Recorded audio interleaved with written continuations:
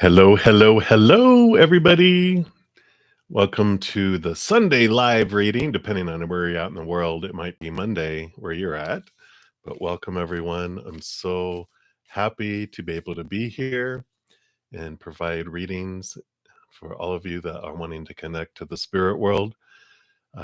Consider it a privilege and an honor. And I love it. I love it. I love it. So, of course, this is all part of my YouTube subscriber marathon. At least that's how it started. I am going to be going live daily sometime soon after the Mercury retrograde is done and we are moving on. So, probably the week of October 2nd. So, keep an eye out. I'll probably be putting some social posts out there around that. So, I'm excited to do that.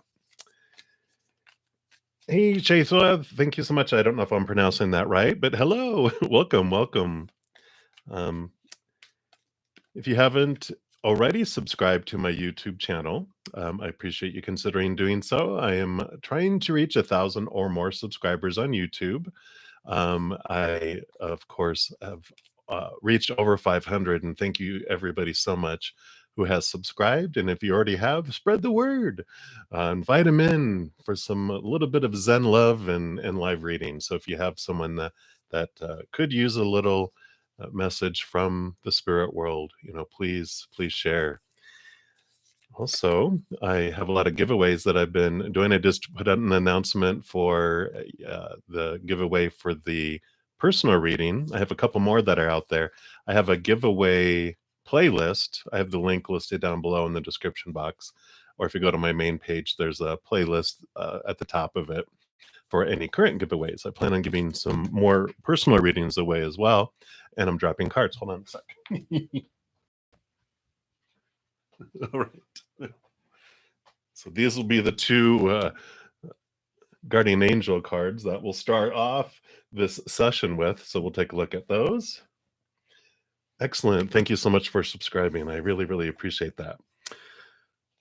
So what was I saying? Oh, so free, giveaways that are down in the description box. And so I'm excited. So let's get started. We got two messages from these beautiful, beautiful guardian angel cards here. And the first one is gratitude. There it goes. Oh, maybe there it goes. And I'll read that, of course. It says, "Thank you. This is a heartfelt thanks to you from someone you recently helped in some way. I, your guardian angel, also wish to thank you for the unconditional love you emanate to the earth, humanity, and those around you. Thank you, thank you, thank you. You are eternally blessed. May peace, grace, and love forever guide you along your sacred path." I love that one for us. And then the other one is acceptance. There it goes. And I'll read that one as well. And it says, "There's nothing about you that you need to fix. Woohoo! Reclaim the disowned parts of you that yearn for love and acceptance. You are beautiful just as you are, regardless of any faults you may perceive you have. You are an eternally radiant being of light. And accept all that you are and just be you. When you truly accept yourself, your whole world will magically and lovingly transform." I love that one too. Great messages to start off our readings and connecting to the higher realms. If you are not subscribed yet and you want to have a reading, all you have to do is subscribe, and it'll immediately let you enter and talk in the chat room. And that's where you'll put your question. So if you have a question that you want me to pull cards for, you just put it down below. If you don't want to share your business out there, I understand. You can just say, "I want a general reading," and spirit knows what you're wanting to hear about. I'll pull cards for you, and then we'll see what message comes for. I also pull some just random readings throughout our session here for those that don't even want to mention. They're kind of watching from the sidelines, but they want a message.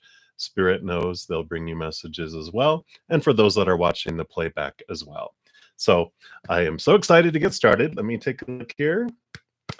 Hey, Dale, welcome. Oh, I'm so happy, happy, happy.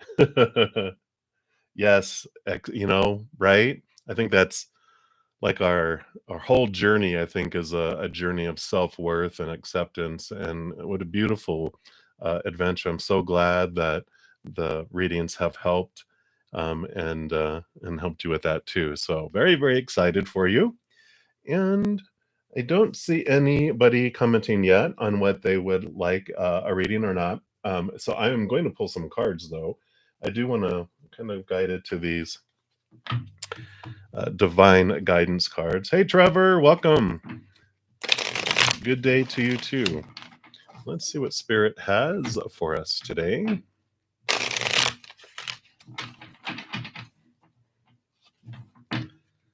Hope everyone is doing well. Okay, the card popped out. I am doing very, very good. I don't know about you guys, but this Libra new moon that's later today at its newest, I had the weirdest dreams the last 2 days. It was very interesting, but we'll take a look here. I will talk about the Libra new moon here in a little bit too. But here's card 31. This is called fractal imaging, which I call spiritual inkblot test. So whatever is popping up for you, that's a special message for you. But I am going to read from her book as well.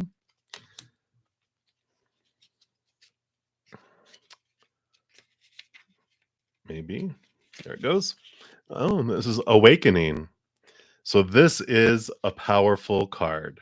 You are now entering into a complete awakening to your higher self, your intuition, your gifts, your role on the planet, and the divine plan.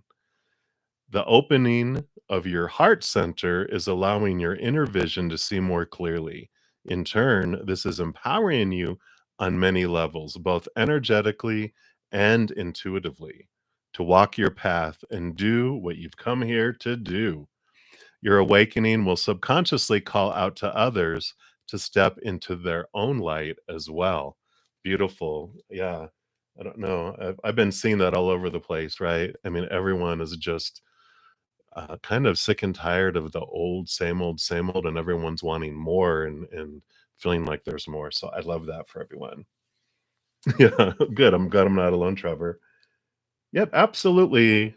Is that Chaithra? You could just pop down below if you have a specific question you want to ask, or if you just want to, not share it and ask for a general reading. I can do that too. So whatever you'd like, yeah, just pop it down below. Hey, Ms. King, welcome, welcome. So glad to see you guys. I'm just loving the energy of today. The new moon in Libra. Um, while I'm waiting for Chaithra to pop her question down there, we get 10 new moon wishes every new moon. And if you make wishes within 8 hours after the new moon is at its newest, that's the time to plant the new seeds. And if your wishes are around the theme of the Libra energy, it's even more powerful during that time. I did pop out on social media today on both my Instagram, my Twitter, and my Facebook. I have the list of the Libra themes. So if you want to check those out and see what they are, and I actually have the listing of the exact time of the Libra new moon too.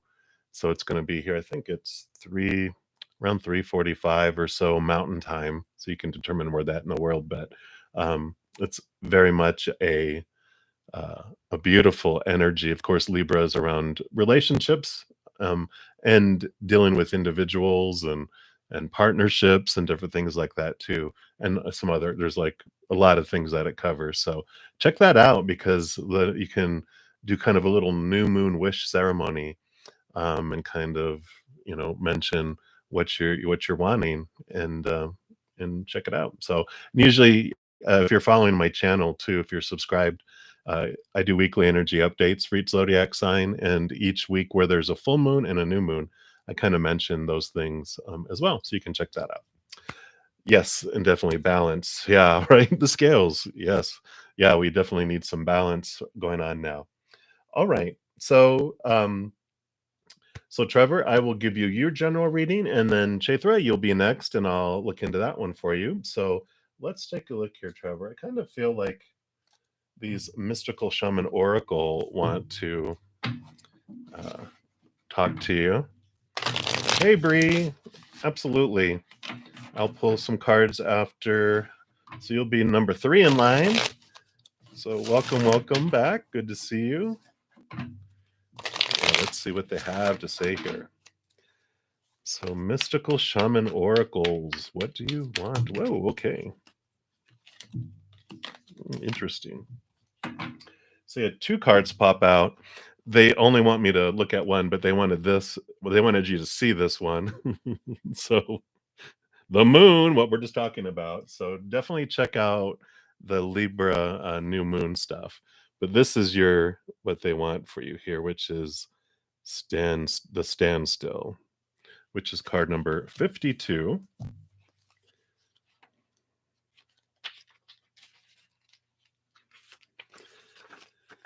And of course, these cards are beautiful because they have an essence, an invitation, and medicine. So the essence of the card is when this standstill appears, it's a symbol of pausing. I know, the act of observation and breathing space. It represents the benefits of temporary non-action as well as what happens when one is stuck. The invitation is when things seem to stall or stagnate, or when you feel stuck, this symbol appears as a reminder that constant action isn't going to get you where you want to go. Perhaps it's time to gather more information or just wait until the universe makes the next move.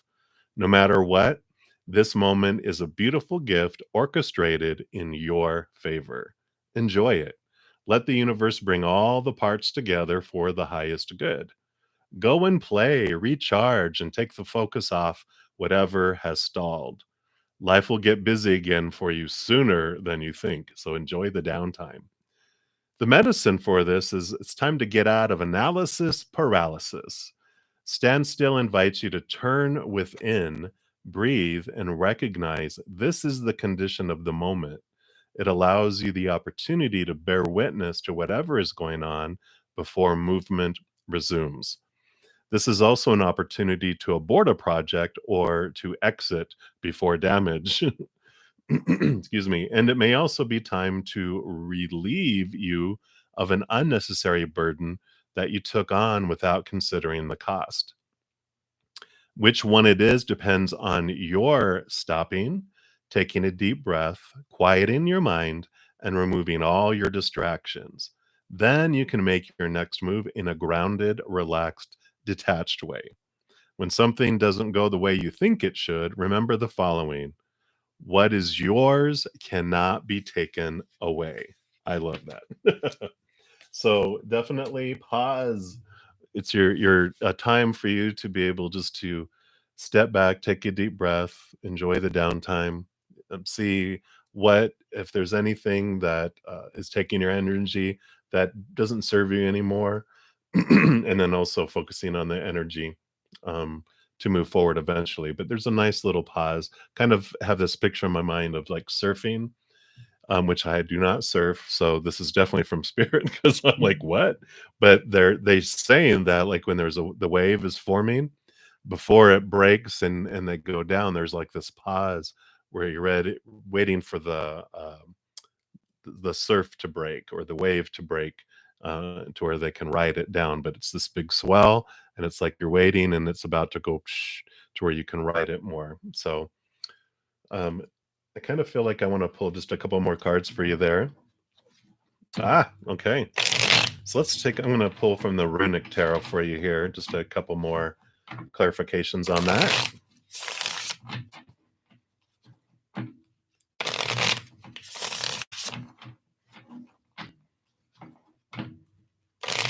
Right down. Yeah, I know there's kind of this pause that happens too. Um, Although, like with a full moon, from a full moon to a new moon is also when we're evaluating what we're letting go of and getting ready for the new moon. So I feel like the new moon for a lot of us is going to be that, okay, something's going to break and open up for us more, which is great. You had weird dreams too, Miss King, huh? All right, so let's see what else for Trevor here. Okay, one card. Let's see what else. Okay. All right, so they gave you two cards. Let's see what this is. Yeah, so you have the King of Pentacles. So definitely abundance. You're getting really kind of feel like you're in charge, taking charge of your external world, where it also has this great advice from the King of Pentacles about seeking your worth from inside instead of the outside, because the outside, of course, is unstable and ever changing and disappointing because that's retail price. I always love the example they gave me. It was like a big in my life because, when we look for our worth being founded and grounded out there, it's all unstable. Relationships is one place we look with which people change or they pass away. Of course, education, our jobs, our social status, circumstances we can get ourselves in, they're always changing. And our bodies, our possessions, our bank accounts, things break down, deteriorate, they're stolen, they catch on fire. So all those things are unstable out there. And if we define our worth by it, then we become unstable. We feel unstable, right? But when we eventually get disappointed and had enough of that in the outside world, we turn to the inside, into our heart. That's where we find the stable, eternal energy of the unconditional love from up above. And we make that our foundation, and then we feel stable again. And the King of Pentacles, that's like his big journey through all the pentacles, like the journey of worth, right? Like we were talking about. Duh. I eventually catch on. So, that's like a big, huge message for you there. And then you also, yeah, and the other pentacle, Five of Pentacles. And the Five of Pentacles is this journey about um, where you look for your sustenance. And because fives are numbers of change, and it's kind of, I always say the Five of Pentacles has been my lifelong, it's like my poster child card for my life, because so much of my life has been about worth too, and how uh, we freak out about the outside world, that am I going to have enough, because it looks like the world is scarce, and with that instability, people will change their mind and not give me what I need, and we kind of freak out. But that whole Five of Pentacles journey goes from this feeling of abandonment and um, scarcity in the outside world, realizing that it is the heavenly realm, the creator of all things, source, which has an endless, of course, resources and abundance, that they're the ones that bring us our daily needs. They may not bring us in the entire needs for our entire future, but they're going to give us enough for this moment, for what we need always. And it's unconditional love that they have. So they're not going to be like, you made me mad and now I'm not giving you what you need. They're like, I love you all the time. Here's more. I just want to give you extra. And so we change in that whole journey. So I feel like that's what this pause is for you, is for you to realize and kind of sit in that and learn that you can trust the creator of all things, the higher realms, that they're going to bring you what you need, and that your worth is not dependent on the outside world and unstable like a retail price is, but that you have this beautiful, beautiful love, just for who you are on the inside. The retail price example they gave me that was pretty funny, was being a big parka coat, where you're in like northern Alaska during the winter. People are fighting over you because you're priceless. But you're that same coat on a tropical island on the equator during the summer. You're on the 99% blue light special, rack, where and that's the instability of the outside world, depending on the seasons and the person and whatever.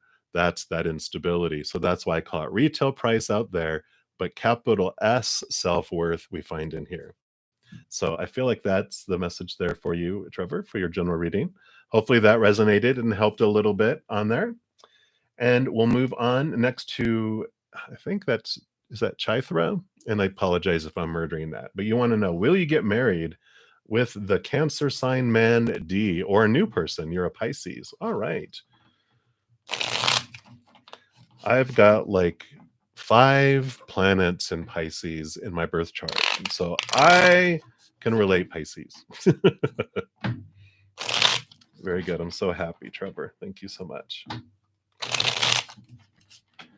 Right, thank you, everyone else. I will get to your messages here in just a moment. Thank you so much for your patience.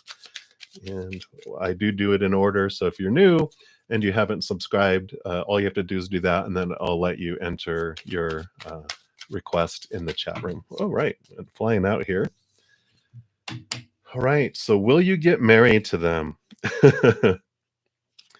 So this is the D, the Cancer sign man here.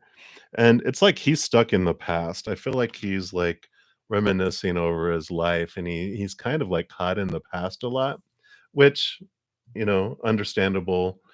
Cancer signs really do have a lot of this interest in, I believe, like their ancestry and nurturing and all that. So they look to the past and to the future of family, and they're like, I kind of feel like they're overly concerned about their family, like overly, like, "Do you have any attention left for anyone else?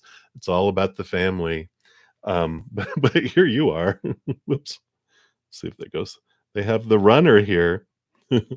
So with that, and this is codependent, it's a message of codependent relationships, and how you, being a Pisces, of course, you both are water signs. So you have this huge heart that you want to give.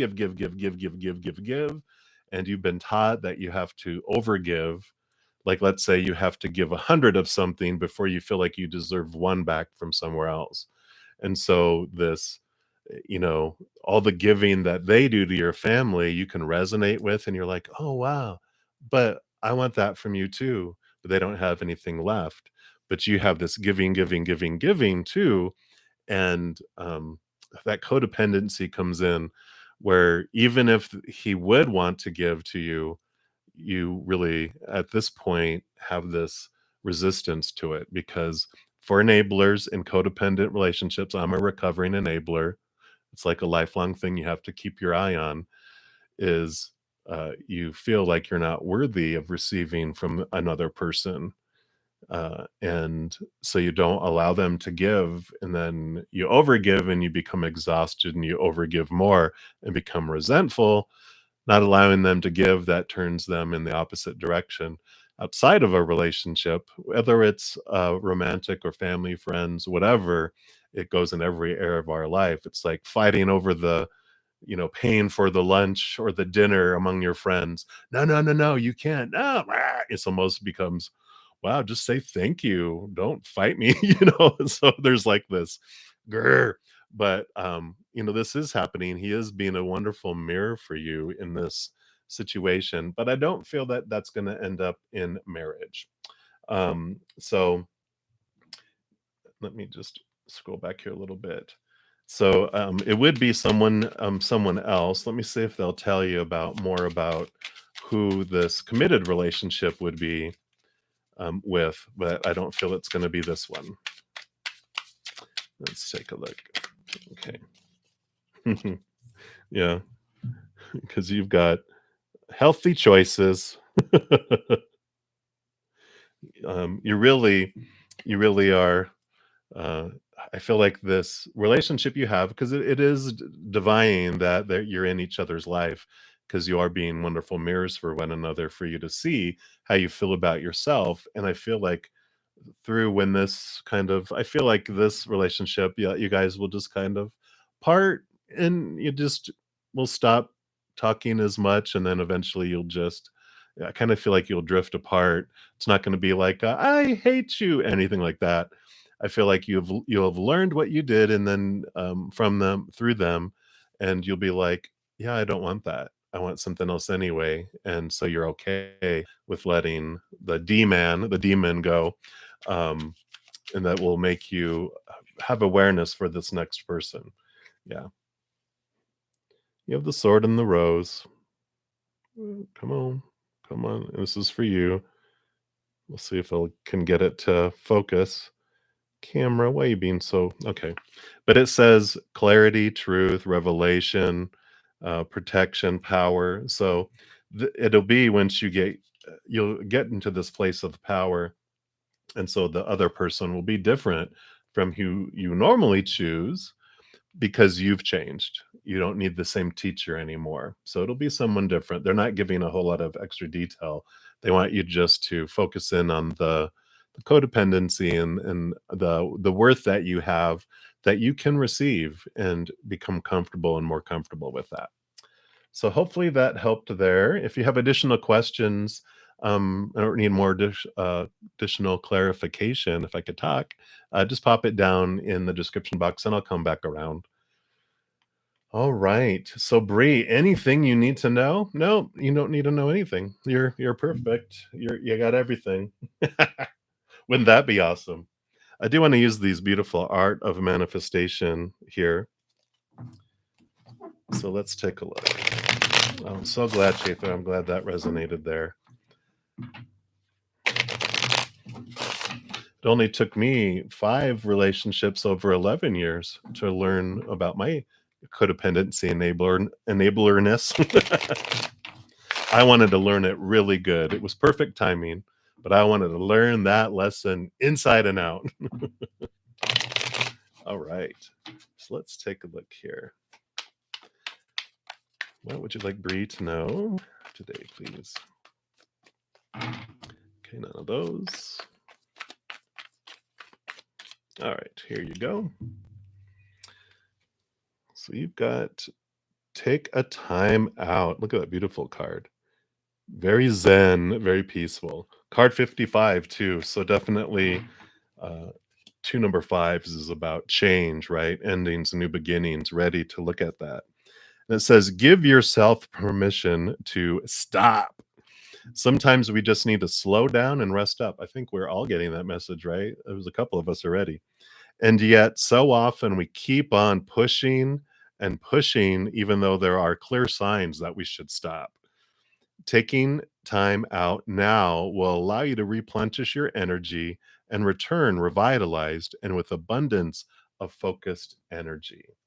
So you are being put in a timeout. No, they're saying take some rest and relaxation before your body puts you into forced rest and relaxation. Which I know we push, push, push, push, and our body goes, if you won't listen, then boom, we will put you in a timeout. Let me see if they have anything else they would like to clarify around that. Let's scroll back up here. Okay. All right. Anything else for Bree? Okay. 2 cards here. Yeah. So you have the magician. So this is, that you have the power within you. You have the capacity, the capability, and the power of intention that you can make things happen in your life. But that's the regeneration energy, right? They're like, stop. I don't know why they're showing me. It's not Harry Potter, but it's someone with a wand, and it's someone that when they were like learning to use their gift and they would do it and then they would just become so drained that they would um like almost pass out. They needed to recharge and learn to build their energy. And so I kind of feel like that is the message there for you. Yeah, because you got the 4 of wands. Wands is your drive, your ambition, your passion, your inspiration, right? Your fire. And the 4 of wands is about stable energy. So it is exactly as I was just saying. It's stabilizing your energy, balancing your energy, so that you can put it forward once you have that rest and you feel this regenerated energies. So that is your message, Bree.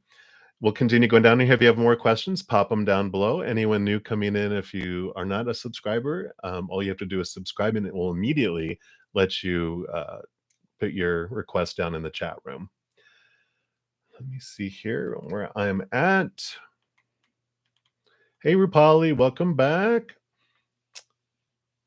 Let's take a look here and see if they will give you details on that as far as days. They generally don't give time frames to me, and I don't know if they're just like lost of their watches or they're just outside of time and space. They're like, yeah, it'll come, perfect timing. But let's take a look here and see what they're willing to tell you. I'm going to use the tea leaf cards here, and let's see what they have to say for you regarding your interview coming up on Tuesday. We send you all the positive vibes that we can for the interview for you.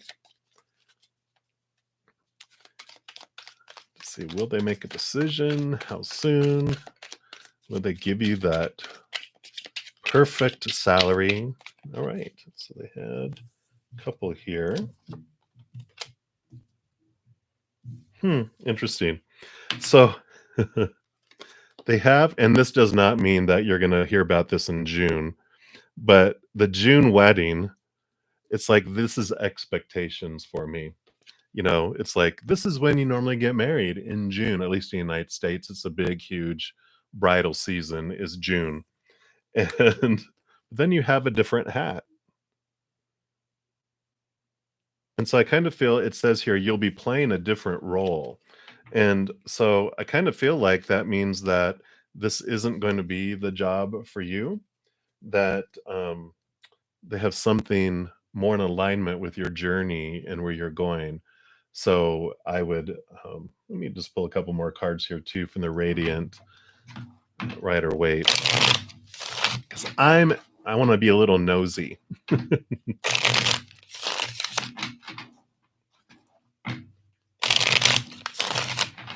All right. So let's see what else. If not this, what else would you like Rupali to know, please? Okay.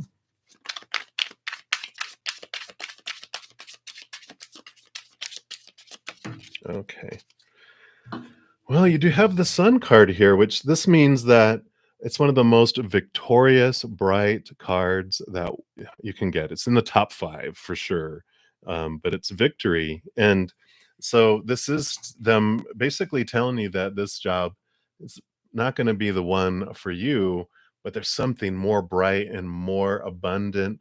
And it's like if you settled for this job, later in life, if when like when we're on the other side and like, oh my gosh, if I had have waited and not had that one, look at what I would have gotten. And so it's like this job isn't really going to be the ultimate offer for you because you have a different one that's coming up that is more in alignment with your your future. Let me see if they'll give you anything else. Yeah, King of Swords. So, swords, of course, are your thoughts, your beliefs, your mindsets, your attitudes, your expectations. And the king, he has the Ace of Swords here, which gives you the ability to connect to higher truths, higher awareness, higher wisdom, and cut away the old thoughts, the old expectations. So I kind of feel like if this job that you are in is something that you're normally in, I almost feel like they're like, get rid of old expectations, get rid of old um, ways that you think like this is the job I'm supposed to be in, this is who I'm supposed to work for. They're like, overcome that, move beyond that, allow instead of having it has to happen here with this, company, type of business, whatever it might be. It's like expand and open up those expectations because there's a lot of opportunities that you're not seeing because of the limited viewpoint. And so they're like, this is a great opportunity for you to really open up and see those new opportunities. So I love that for you. If you have additional questions, Rupali, just pop it down below and I will circle back around. You're so funny, Miss King. I love your personality. All right. You ready to get the ball rolling, Trevor? Very good. Hey, Aaron, welcome back. Any advice for October? Well, let's take a look here. I do want to pull a Spirit of the Animal Oracle for you, and we'll see what advice they have for you for October. And then KDP, you'll be next.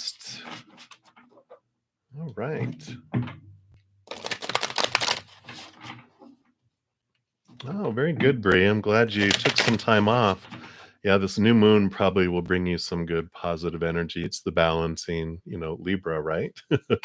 All right, so let's take a look here, Aaron. Whoa, would spirit like you to know? You have squirrel. There it goes. Squirrel, always prepared. Beautiful card there. And it says, "You are the expert of hard work and hard play. Your cheerful and fun disposition is a blessing to everyone. Don't let life's distractions take you off course. Make a plan for the future, and life will give you all you need." I love that. Let's see what else this squirrel has to say for you here. And it does say, of course, squirrels plan ahead, store for the future, and are always prepared. They scurry around in the fall, energetically collecting nuts, chattering enthusiastically, and still make time to play. Squirrels know how to work hard and play hard. And while squirrels hide more nuts than they find, they know that immediate rewards for their actions are not the ultimate goal. They reap what they sow, and sometimes it is lifetimes later when a buried acorn becomes a mighty oak. Wow, I love that. Squirrel people can be highly energized. They dart here and there, doing many things at once, and sometimes forget exactly what they meant to do. When squirrel shows up, it may be a reminder to slow down and focus, review your goals, and get back on track. Squirrel's arrival could be telling you to balance your life with play, work, friends, and rest. If squirrel's your totem, know that you will overcome all obstacles with your resourceful nature. Be assured that your preparedness and planning creates a life of good karma. You will always have what really matters, which is wealth of joy, love, home, and abundance. And then they have three, I think just three little questions or things you can contemplate, whichever resonates. Number one, have you become stuck because of hoarding? Clear clutter and watch blessings flow. Have you been going nuts, running around in circles? Make a plan. And number three, is your life missing something? Review your balance of work, play, rest, and love. So perfect. Great advice for October for you. And I really feel they're emphasizing play. Make sure you take time to play. Why is so serious? Laugh a lot more, have more joy, allow that to happen. Doesn't have to be all work and all movement, right? Towards something. Scurry around and have fun. I mean, around where I live, there's squirrels everywhere. And of course, um, they're like five of them were playing in a tree. In fact, I was over at a friend's house, and oh my God, it was like there must have been a community. There was like 10 squirrels, and they were all playing with each other. It was really hilarious to watch, because they fall from branches into other branches, and they're all running, chasing after each other. It was really quite cool. So, yes, Rupali, we did answer your question. If you want to scroll back in a couple here and watch the replay, we did answer your question. So if you have additional questions, you can pop them down below. So, Aaron, hopefully that resonated there for you. And if you want any more clarity, like I mentioned just now, you can add some more down below. All right, Katie, let's take a look here. Okay, so let's take a look and see what they would like you to know. Let me just see here. Right? Comically ironic. It's like, wait a minute. What's going on here? You're trying to really tell me something. Let me just read this other piece real quick here.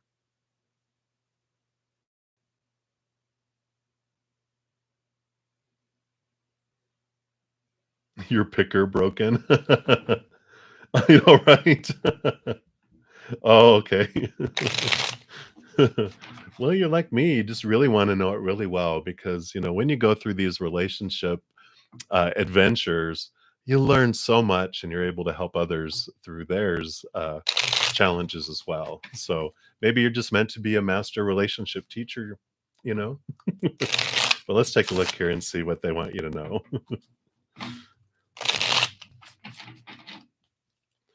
It's definitely worth it in the long run. And I love that you're laughing at it though, because after a while you're just like, okay, I get it. So let's take a look. Okay. So there's a lot of black cards that came out here that'll tell us about the other people, but the three pink are yours, and that's what I want to look at here. Okay.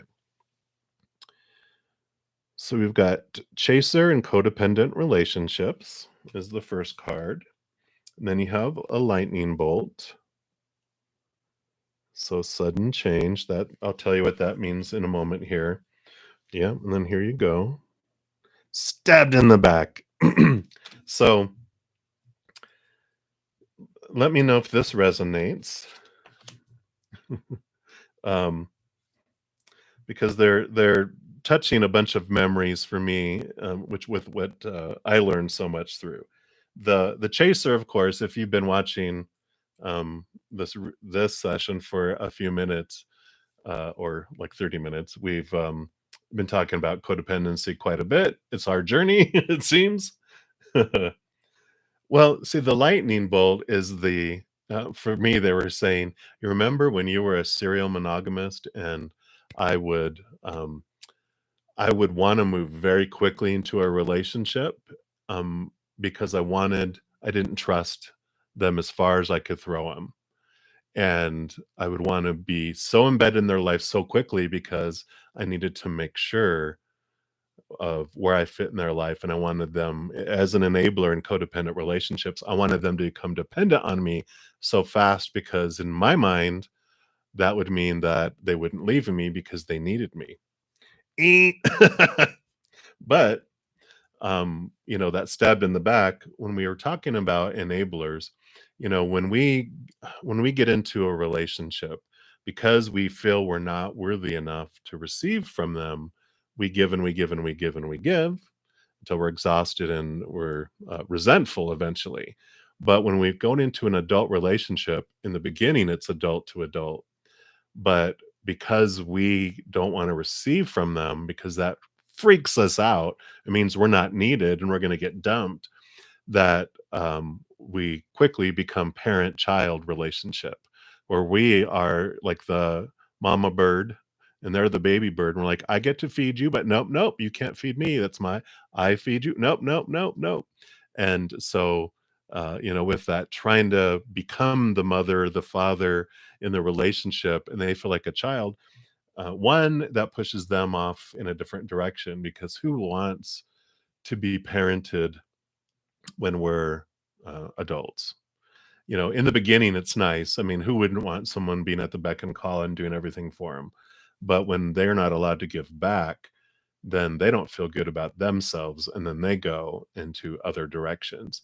So we can come across as smothering or over, like we're too much. I used to have the example too that we are so fast and we can move so fast through relationships and into relationships that we leave them behind and we just would want someone. And that's what reminds me of, like, you can run, you can move so fast but they can't uh keep up, and then you're just like, oh god, I have to wait for them to catch up.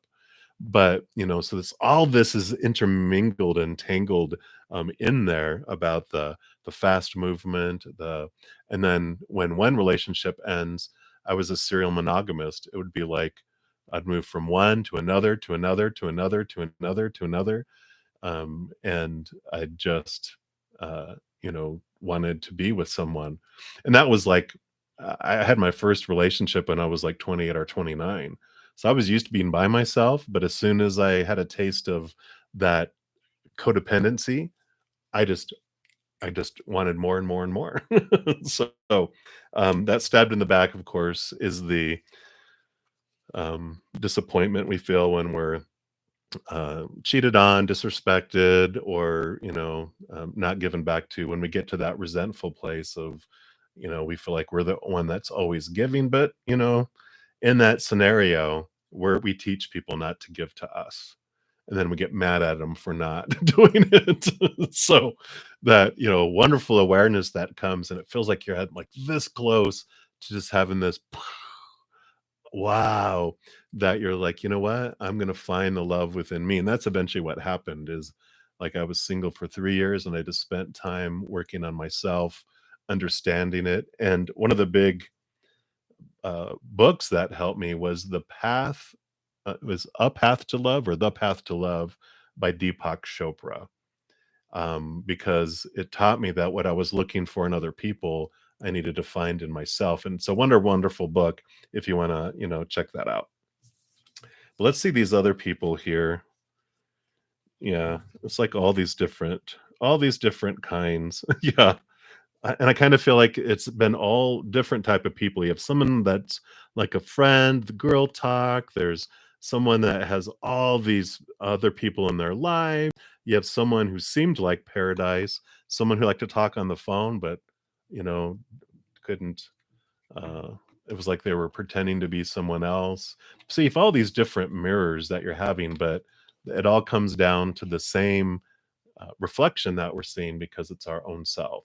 So I really feel like that is what they're wanting to focus on, Katie, is just to look within yourself because all these people are mirrors. That's what all of them were my teachers. I look at them now and I honor them as my teachers because they continually showed me what I wanted to see about myself until I saw it. And then when I did, I stopped attracting that teacher. Attracted different teachers, but those I learned that lesson eventually over that period of time. So I really encourage if you haven't read that, A Path to Love by Deepak Chopra, then I read like 5 times over 20 years, because I'd go back and read it again. I'm like, wow, that page wasn't highlighted. Why didn't I highlight that? That's juicy stuff because we move up in our awarenesses. So I wish you all the best with that, Katie, because definitely, it is a huge freedom that comes because you realize you have everything you need inside of you and that you get to be instead of being this barrel where everyone sucks the life energy out of you and you always feel like you're drained, you become a chalice where you allow yourself to be filled up with the love from above and then it overflows and everyone gets the overflow and you don't have this need for that love on the outside. It just becomes extra. It becomes dessert instead of my sustenance. You're like, I can take it or leave it, So it's a great, great awareness. It's crazy. It's crazy good. I hope. Hopefully that resonated there. Very good. So I'm going to go ahead. If you have additional questions, Katie, pop them in there and I'll come back around here. I'm going to move on here to good. Crazy good. I love to hear it. Okay. All right, Trevor. So let's see. How are your finances looking for the next 3 months? For the next quarter, finances. I want to pull from the Radiant Rider Waite for that. Let's see.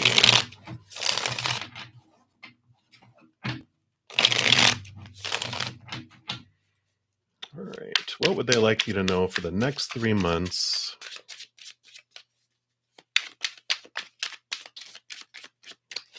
About your finances. Next 3 months. Okay. Well, I gave you 2 cards here. So you have the Three of Pentacles. Pentacles is about, our outside world and our abundance, because the pentacles are the coins.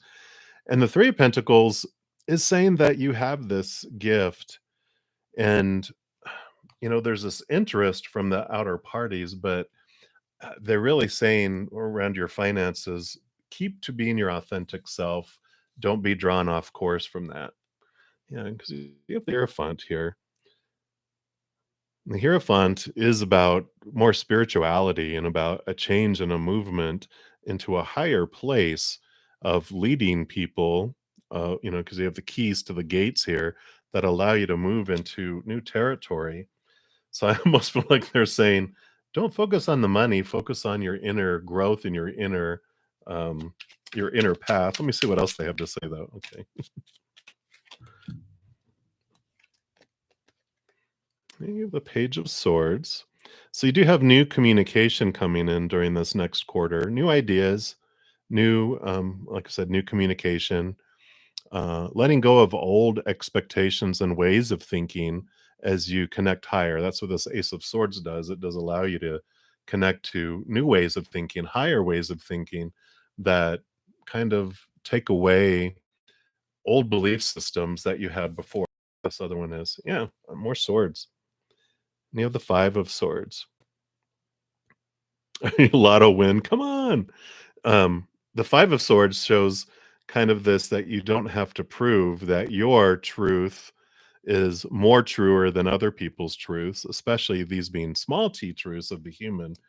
This is like you're grasping these higher truths, which are allowing you to let other people think what they want to think and believe without you trying to convince them how wrong they are or how right you are. And that you're just allowing yourself to connect to these higher truths and seeing how the more you learn, the more you realize how little you know about really what's going on in the world. And then you start cutting away all these old thoughts and these beliefs because you're like, where did that come from? The example they're bringing back to my mind is there was this um, Thanksgiving gathering going on. They were getting ready to cook the turkey, and the younger daughter saw the mom. She was taking the turkey and tying the legs together, and she goes, "Why do we do that?" And she was like, "I don't know. We just always have." And her mom happened to be there, the other younger girl's grandmother. So they went and asked her, "Go, hey, why do we do that?" And she was like, I don't know, we just have always done it, and then their great-grandmother happened to be there too, and they asked her, and she was like, "Oh, well, back in the day, the pans were smaller and the ovens were smaller, and so we had to tie the legs together, otherwise they caught on fire because they would touch the sides and burn."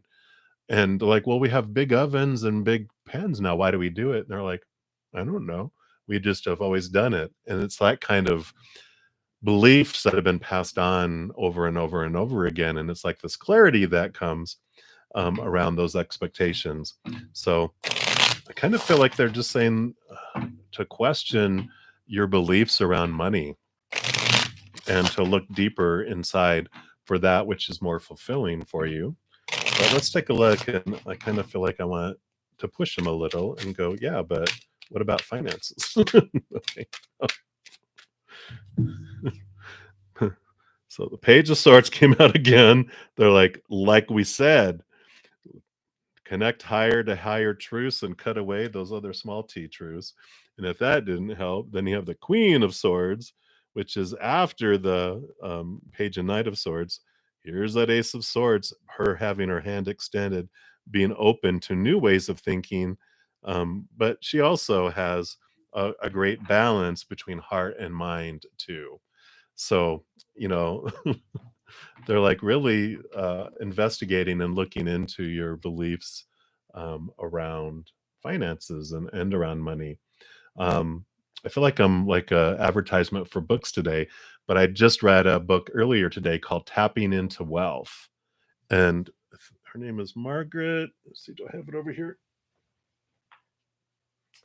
I don't see it there, but if you just Google tapping into wealth, I know lots of swords, a lot of beliefs and thinking and expectations. But, it's a great book because it talks about how you can do tapping to release subconscious beliefs about wealth, and it goes into wonderful, other things too about your levels of wealth and how you have the subconscious level that your shadow won't let you go beyond because this is like, "Nope, this is only, in our subconscious, this is how much I think I'm worth." It won't let me go beyond that, and so we are able to deal with that. It helps open things up. So, um, I kind of feel like that's their message for you, especially with that Page of Swords coming out again. New thoughts, higher beliefs. Let's get into why we have these things about finances going on there. So I feel like that will just really open the floodgates for you if you check that out. So, hopefully that helped a little bit there. Cool. Yeah, let me know how that goes for you and if it was as for you as it was for me. All right. And then we have Nana. Is that Nana Wu? And here you go. Am I making the right decision by moving with your boyfriend to Ohio? No, don't do it. I'm just kidding. I used to work for a corporation who had their corporate office in Ohio. We used to always joke about living in Ohio. It's a beautiful place. I love snow, and a couple times I went, they had lake effect snow, which was beautiful. I love, a foot of snow in an hour. It was like, wow. And then it was sunshiny again. I love it. But we'll take a look here and see what they have to say. Hey, honey love, welcome. You'll be next. Appreciate it. And thank you, everyone, for joining me. I really appreciate you being here. If you haven't subscribed to my channel yet, I really appreciate you considering doing so. You do have to be subscribed to chat in the room, and as soon as you do, it'll immediately let you chat. So if you do have a question for Spirit, you can do that. I also have a lot of giveaways that I have going on. There's a playlist for all my giveaways down in the description box. All right, so let's take a look here. Is Ohio a good decision for you? All right. So let's take a look here. These are all your boyfriend because they're all black cards. So that has to do with them. And let's see if they have any pink cards for you about what this will do for you. Yep, one, and they went to this one too. Any others? Okay, yep. All right. So you've got 3 and these got 3. Okay. So we'll look at him first. And so this is what's going on with him. So he's got the not enough energy. He also has the lightning energy and the healing heart energy. So with all of this, you also have the mirror card. So you also have the heartbroken card, which lines up with this one. And then you have the Grim Reaper card, which lines up with this one with being lightning and ending in a new beginning. So this mirror that's happening here, all of that together is telling me that yes, that this is divinely appointed relationship. He is a huge mirror for you in approaching your feelings of being heartbroken in the past, because he also was heartbroken in the past. Had sudden endings in each other's lives before, whether it is due to death or ending of relationships, or you had huge, impactful, significant endings and new beginnings in both of your lives. So you have this beautiful mirror effect for each other, and you're growing through this. And so moving a different location, I kind of feel like, was something that he needed for himself, but it's like he drug you along. And I had one relationship where I moved out of state, and I learned my lessons. 6 months, I was back where I was before. That doesn't mean that's what's happening to you.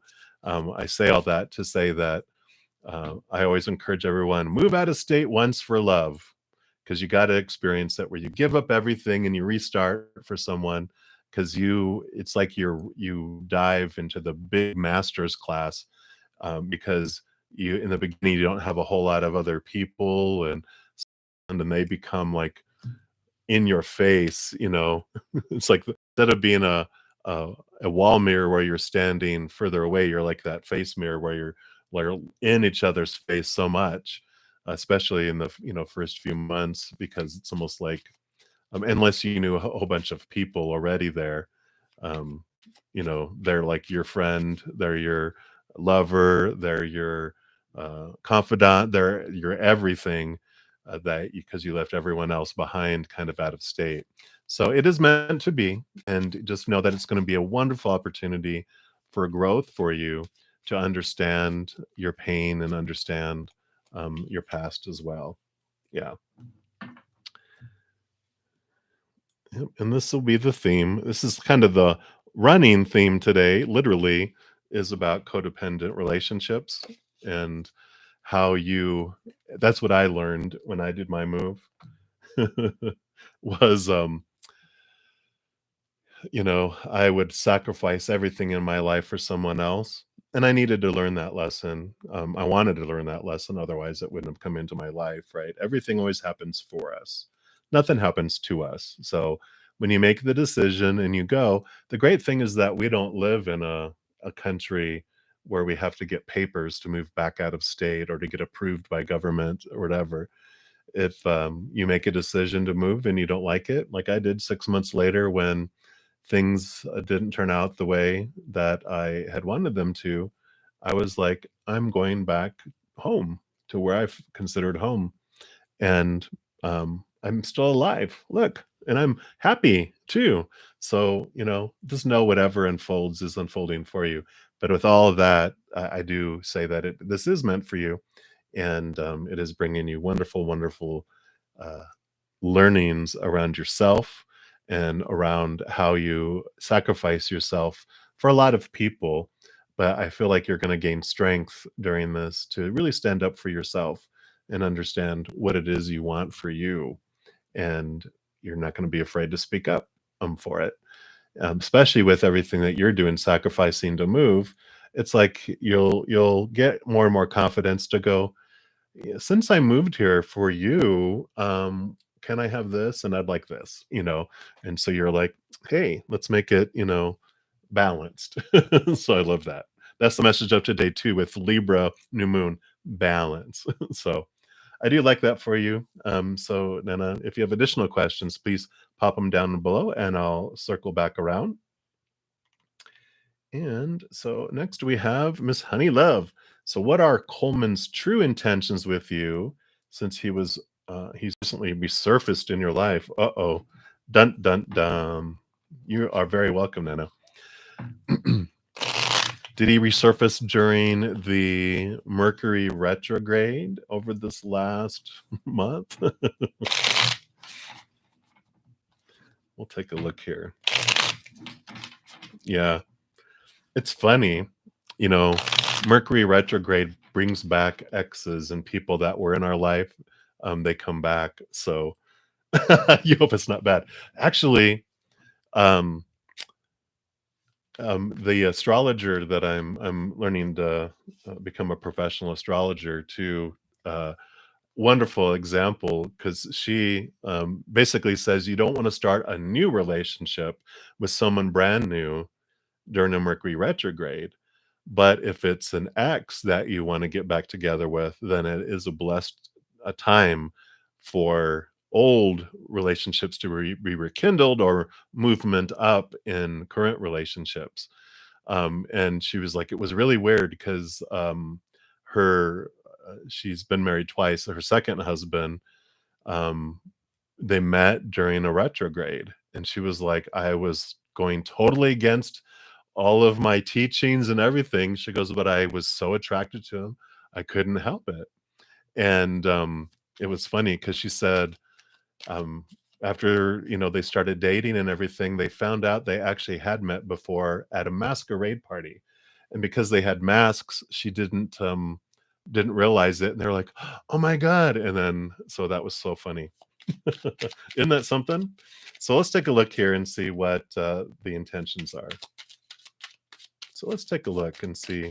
All right, so here's a black card. That's their intentions. So the pink card, this is about you and what you're to learn through this relationship. Another black card for his intentions. A pink card for you and another pink card and, well, 3 black. Okay, so you got a lot of messages here. Let's get these going here. So for you, yeah.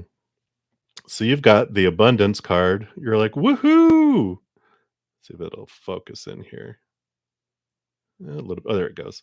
So you got the abundance, and then you have the sunglasses and paradise. So just know that this is for you. Obviously, it's like your future's so bright, you got to wear shades. Paradise, abundance. So this is a very positive aspect on your side. That's what you are seeing. This is what is for you. So on the end of it, you'll see that. Okay, let's take a look here. Oh my gosh, you both got the paradise and abundance cards. I mean, not abundance, but the sunglasses and the paradise. So that is telling me there's a lot of synchronicities bringing you back together into each other's life right now. And um, I do show this. I'm very glad to see this because this means he had a transformation. He's no longer a caterpillar, which is great because you like butterflies a lot better than caterpillars, I can imagine. And it took time for him to be in that cocoon, for him to really transform and make this, change to really deal with some of his, let's say, crap. Maybe that's a word he uses, but they're like, I dealt with I dealt with some of my crap is kind of what I feel. But then he has the Cupid's arrow, so I really feel like there is this spark that's there. Um, so I feel like he's resurfaced in your life for this purpose, and that you're going to see that he's not the same person that he was, and but in a good way, right?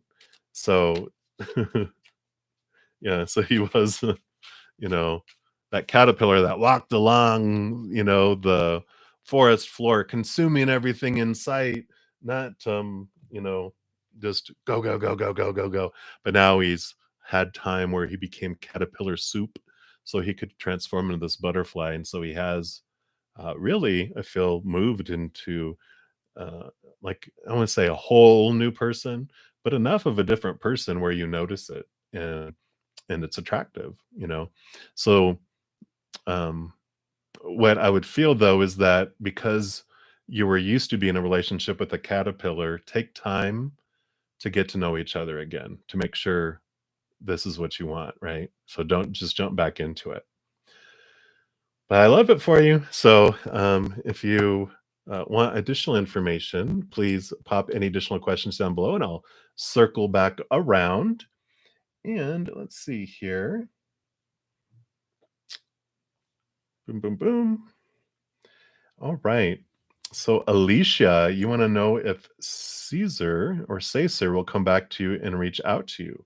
Let's take a look and see what they have to say here. I'm going to use the Love Oracle cards for that question. Yeah, yeah, definitely. And I feel like it is destined, and it was, the energies of the planets are involved, it feels like. So it's like, yeah, and we'll see. But I really feel they're like, get to know the butterfly. It's not the caterpillar anymore. So let old ways of thinking and opinions and expectations go, because caterpillars act differently than butterflies. You might be like, I like bad boys, and he's such a good person now. Bleh. I had a lot of friends that did that. Yeah, but I like the bad boys. Now he's like boring. He's like nice to me. I don't like, I'm not used to people being nice. All right. So let's take a look here, Alicia. Will they come back to you and or reach out to you? Okay, there's one. Okay, they do want this one and this one.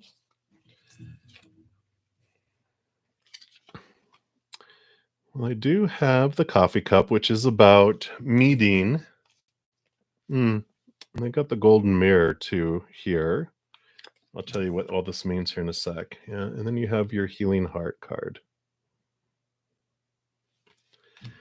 So this golden mirror is all about them reflecting your heart back to you, and obviously your heart is healing, in the process of healing right now. I do feel that they'll reach out to you, but that coffee cup is more coffee talk. Like, um, I don't. It's not like a date energy to it. It's like, hey, let's go grab coffee. I just want to talk some things out, or I just want to talk to you, or let's just hang out. It's not like this, heart in the eyes love, like, was it Pepe Le Pew, the skunk? When he would be like, "Oh, do do do do do do do do do." It's just like, meeting out and kind of talking things through. I'm not sure what that means. Let's see what else they have to say here, though.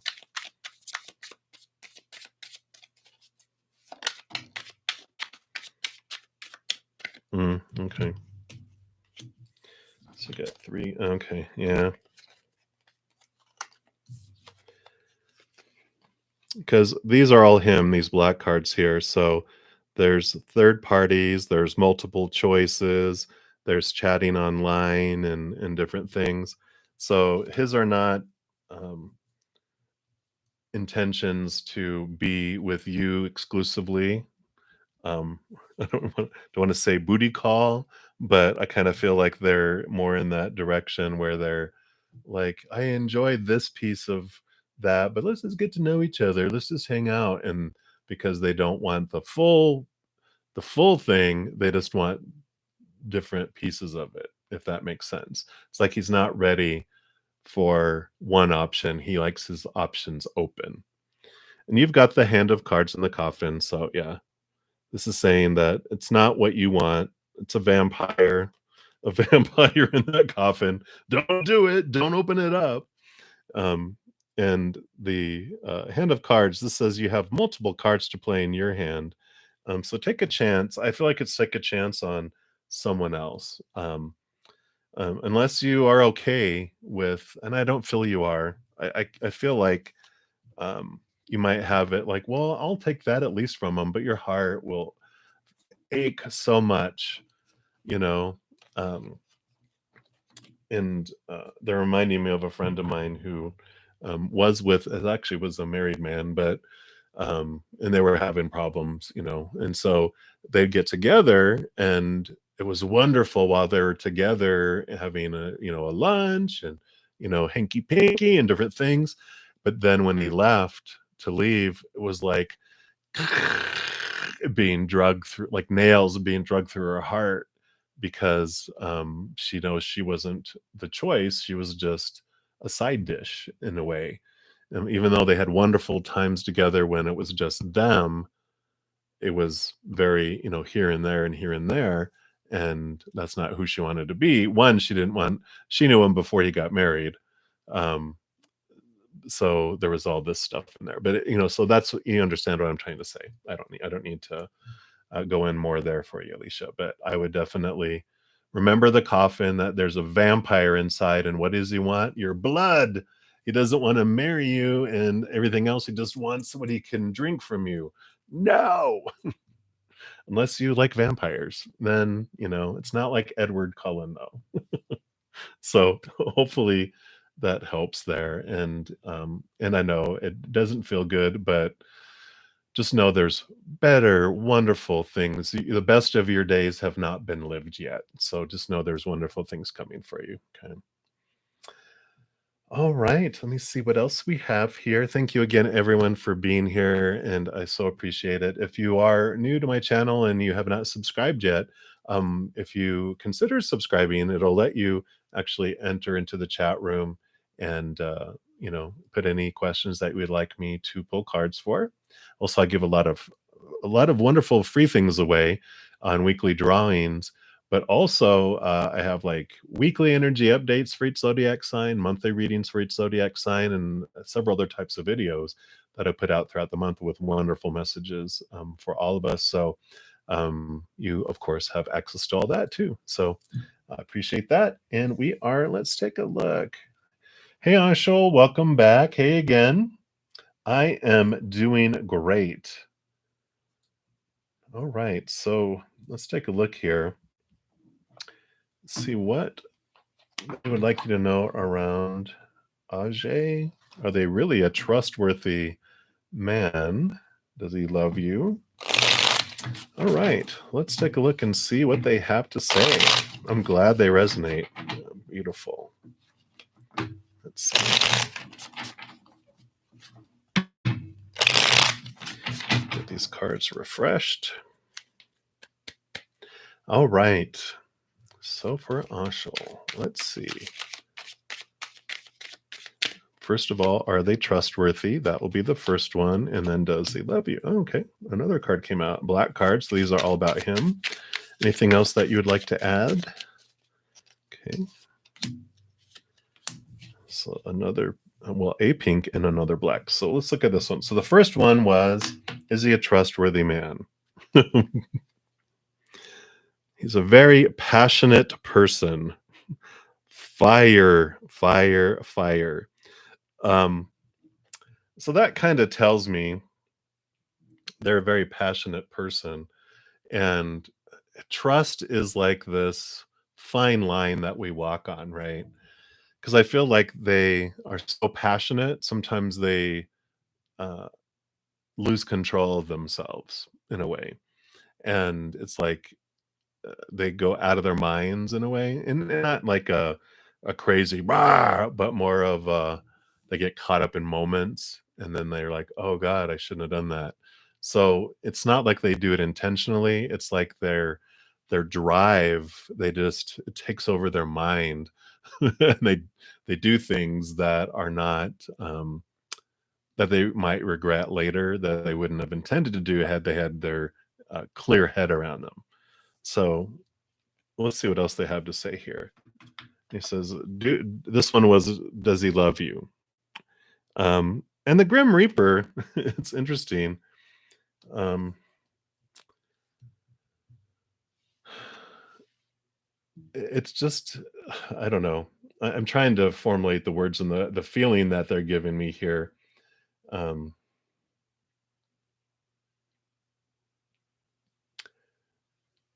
it's like, uh, so picture the skeleton here because that's what they're showing me. They're like, they don't know. It's like a skeleton doesn't know how to love. All they know is this passion, and it's not like I almost feel, and I don't mean this in a crude or rude way about him. It's just that he hasn't learned how to love because he never got love when he was growing up. So he doesn't know how to love. He just knows how to act out of his drive, out of his um, these emotional flood that comes in. It's almost like um emotional immaturity, and so it's almost like if you ask I would say like an animal, but like a lion, "Do you love me?" And the lion looks at you like, "I'm gonna eat you." And you're like, "What?" Because that's his instinct, animal instinct. And but you're just like, "Well, don't you know how to love?" And it's like, not now they're showing me the cowardly lion in the that didn't have courage, but it's like, in The Wizard of Oz, it's like, okay, they have to go on this journey down the yellow brick road to find how to do that. So I just feel like they're not, they just don't understand, to the extent that you are wanting it to be. Let's see what you have here. Yeah. Because you have focus on your self worth, focus on you and your growth and your self love. Um, because the other card, yeah, because he has this interest and he's intrigued and you know, he enjoys it, but I just really feel that he's just not in that place. You know what I mean? And it's like, well, do I want to hang around the lion and take the chances he's going to eat me, or um, am I going to try to train up the lion with a whip and a chair and teach him how to love? And do I want to invest all that? Is that do I want to take on that responsibility? And it's kind of like, well, it's up to you. But they're saying definitely focus on you and your self-worth and your love and grow that. And that's the mirror for you. It's like it's almost like he's kept at this distance because if they gave you Romeo, you wouldn't focus in on here because you would be like, oh, this is so perfect out here. But they're like, nope. If we give you the beast and you're the beauty, right? The beauty and the beast scenario. Instead, it's like, oh my gosh, I don't want to put up with that.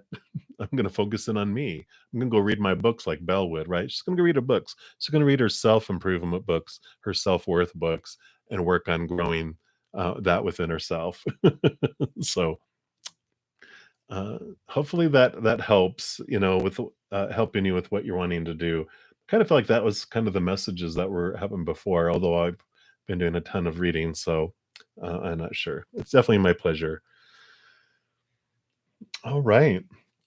Well, I don't have anybody else that has any current questions there. So if anyone does have any questions they want to ask Spirit, pop them down below and I will pull cards for those. In the meantime,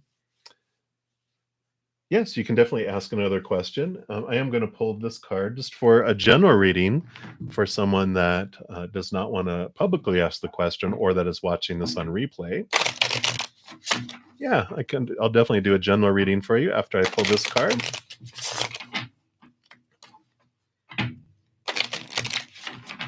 All right. So what would you like us to know, Spirit? All right. So we've got the Hex card. Here it goes. And it says, "Be still and allow the enemy to reveal themselves." So let's see what this is here. It's not as bad as it seems. I actually read this card earlier today. It says, "Don't underestimate the impact you're making right now. If you sense resistance and are feeling frustrated or angry in the face of it, don't succumb to feeling powerless. The opposite is true. The Hex Maiden holds her head high, her demeanor calm. She appears to be in contemplative repose, and from this relaxed, non reactive position, she can best see and feel everything and is well informed. Like her, be on alert, but guard your heart, your opinions, and mask your feelings. Resist the urge to lash out and attack. Stand strong and silent and allow the enemy to reveal themselves. The sun rises on the horizon of the dark sky. The perils of the night are lifting, but there is work to be done to restore balance. It is the winds of change that fan the maiden's hair and stir the obscuring mists to rise up from the valley floor, clearing to show the way ahead. If this card is drawn, I'm not drawing it with another card, but it says, remember, when you point the finger, there are three pointing back at you. Before you judge others and take punitive action, consider how you appear reflected in the mirror. If you are brave enough to face them, are you brave enough to face yourself first? Ooh, okay. So big mirror messages for all of us too. So let's take a look here, and I am going to pull actually from the Sun and Moon Tarot for you, Anshul, for your general readings. Let's take a look.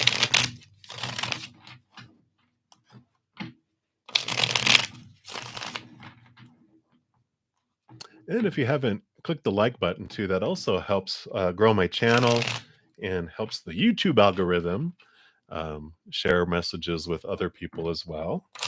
So if you'd like to do your part to help spread some love, if you give that little like button just a little tap, definitely appreciate it. All right, Anshul, so let's take a look here. What would they like you to know for your general reading here? Cool. Thank you so much. I really appreciate that. All right, so you got five cards. All right. Oh, beautiful. So you have the Ace of Swords, which is a powerful gift that the universe is giving you, which allows you to connect to higher truths up above. And it also allows you to cut away old thoughts and old beliefs, old ways of thinking. Let's see what else you have. Then you got the Two of Swords. You like doing things in order, one and two. And the Two of Swords basically says that when decisions come up in your life, you have two choices to make.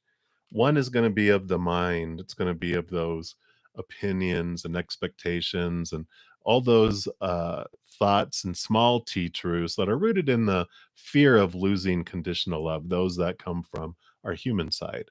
And then the capital T truths from up above, which is trust in your heart and your gut. And so within those two, and usually And this one, she doesn't have it. Usually, they'll have a blindfold, which is telling you, trust your gut, trust your heart, not just your mind. So follow your gut in decisions that you have to make coming forward. Then you have a three of wands. It's not the three of swords, but you have one, two, three. Three of wands is very fitting here, though, too, because the three of wands is like your drive, your ambition, your inspiration. And the three of wands basically says that with new information, with new experience, you were headed in this direction, but with new information, you're deciding to change course and alter it and go a different direction. So I do love that for you. Yeah, you have the Hermit card. So this is drawing you to make sure you're taking time for your inner adventure, your inner path, connecting to your higher self, because the lantern that the hermit normally carries has this bright light within it, a star, which is you, your higher self.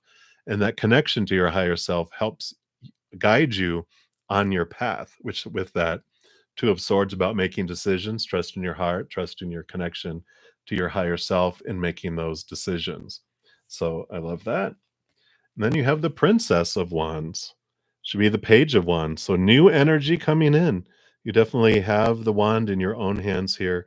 And so you're taking your this awareness and this energy, this passion, this inspiration to a new level, and you're using that and taking command of your life that way. And I kind of feel, oh, they want me to take the bottom card here because this is the thing that's unknown. Wow, another ace. Got the Ace of Pentacles.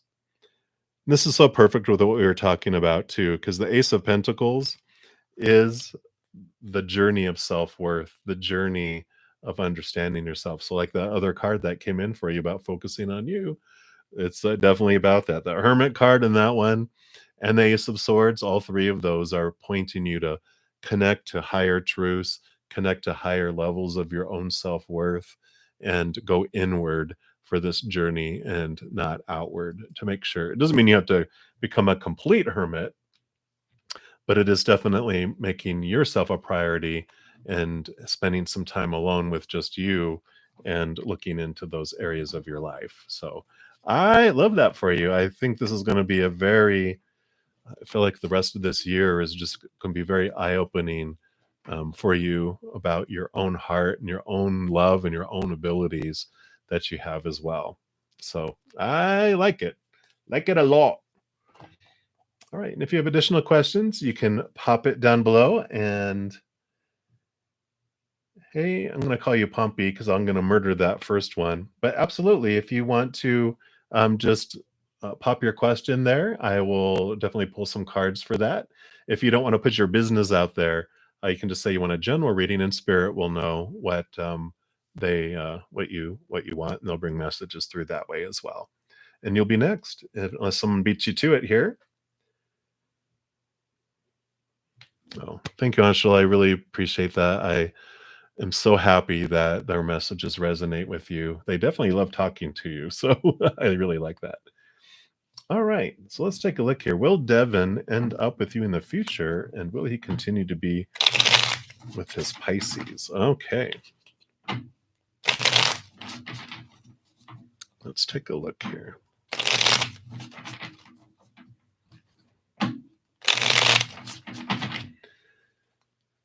All right. So we'll look at first, will Devin end up with you in the future? So let's look at that question first. Okay. So black card came out. That does represent the other person. So that'll be the answer to that one. And then will he continue to be with his Pisces?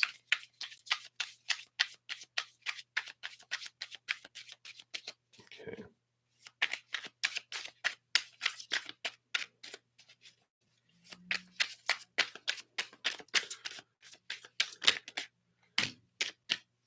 Okay. So that one, you got 2 for you and 2 for them. Okay. So first of all, when he asked, will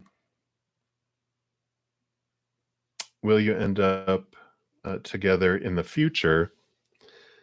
this is him. So it's like the self-indulgence, and I feel like that means, that he is in his self-indulgent period. Sorry that that didn't focus in well, but, um, yeah, so for me, that is saying, like, not in the near future. It's like he's consumed with himself. He can't see beyond himself. So he's just doing all these things. It's like the feeling I'm getting is like a midlife crisis, right? Like me, my, me. It's time for me. I don't care about anyone else. Me. And that's kind of the energy that I'm getting with that. So um and then will he continue to be with his Pisces? It's like he's on this journey because he's got the boat and ascending. So I feel like he's on this adventure, and he's like he's expanding and like things are changing within him as he's going through this process. But I don't feel like he's going to be with just that one person. I feel like he's on the adventure and he doesn't want to be he doesn't want to be tied down. He wants to like fly. He wants to be able to float and go where he wants to go. So I kind of feel like in this Pisces situation that it's like, no, like I just again, it feels like he's like buying a motorcycle, buying a red convertible sports car, working out, doing it's like all this stuff like they're doing for themselves. That's kind of energy that I'm getting around it, if that resonates at all. Because you also got separation of wedding rings. So, like this is continuing to be this separation is continuing here. So I'm sorry. I know that it's probably not what you wanted to hear, but just know that whatever is unfolding is for you, and for your son too. Of course, before we come down here, we all choose the situations that we want to be in, and yeah, the wedding ring, the separation and the wedding ring together was that, with you're separated from that committed relationship. And so you have this, journey that's yours and with you and your son. I do want to pull a runic and a sun and moon because I really feel like your son before all of us as children, and you can of course your child as well, before we all come down here, we see the entire possibility of life with two parents being born at a certain person, being born in a certain place, certain time, to certain parents, certain situations, country, whatever. And we know when we see what we're going to experience before we come down here. And we're like, yeah, that's what I want. And so um, they wanted me to tell you that. It's like your son's spirit wanted me to tell you that, like, don't worry about me. I chose this. So don't worry about the impact, whether how involved he is or not in my life. I chose you to be my mother. And I chose him to be, my father, whether he's going to be an absent father or a present father or whatever kind of father. It's like I chose you on purpose. So don't worry about me, Ma. I love that. But let's see what else they want you to know about this situation too, because they wanted me to pull some extra cards here. Okay.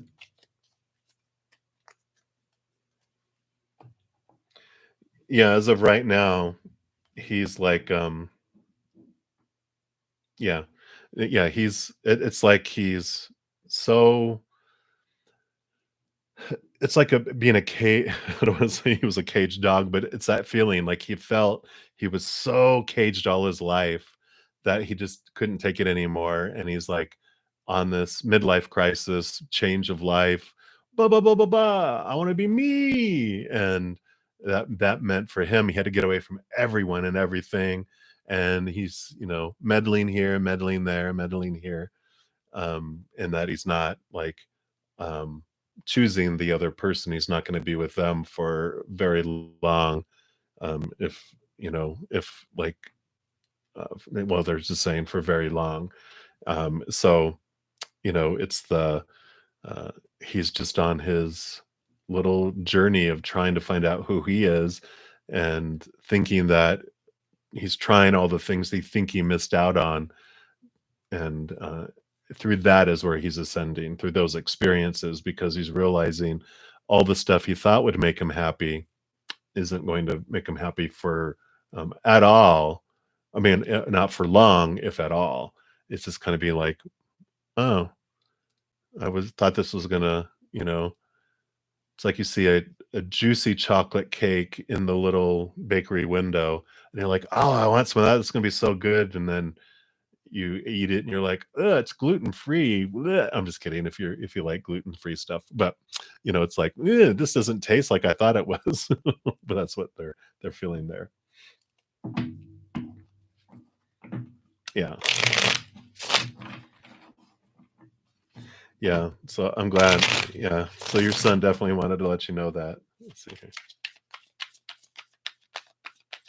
Yeah. You know, um, I'm reminded of my own parents because in between my my older brother, there's only me and my older brother.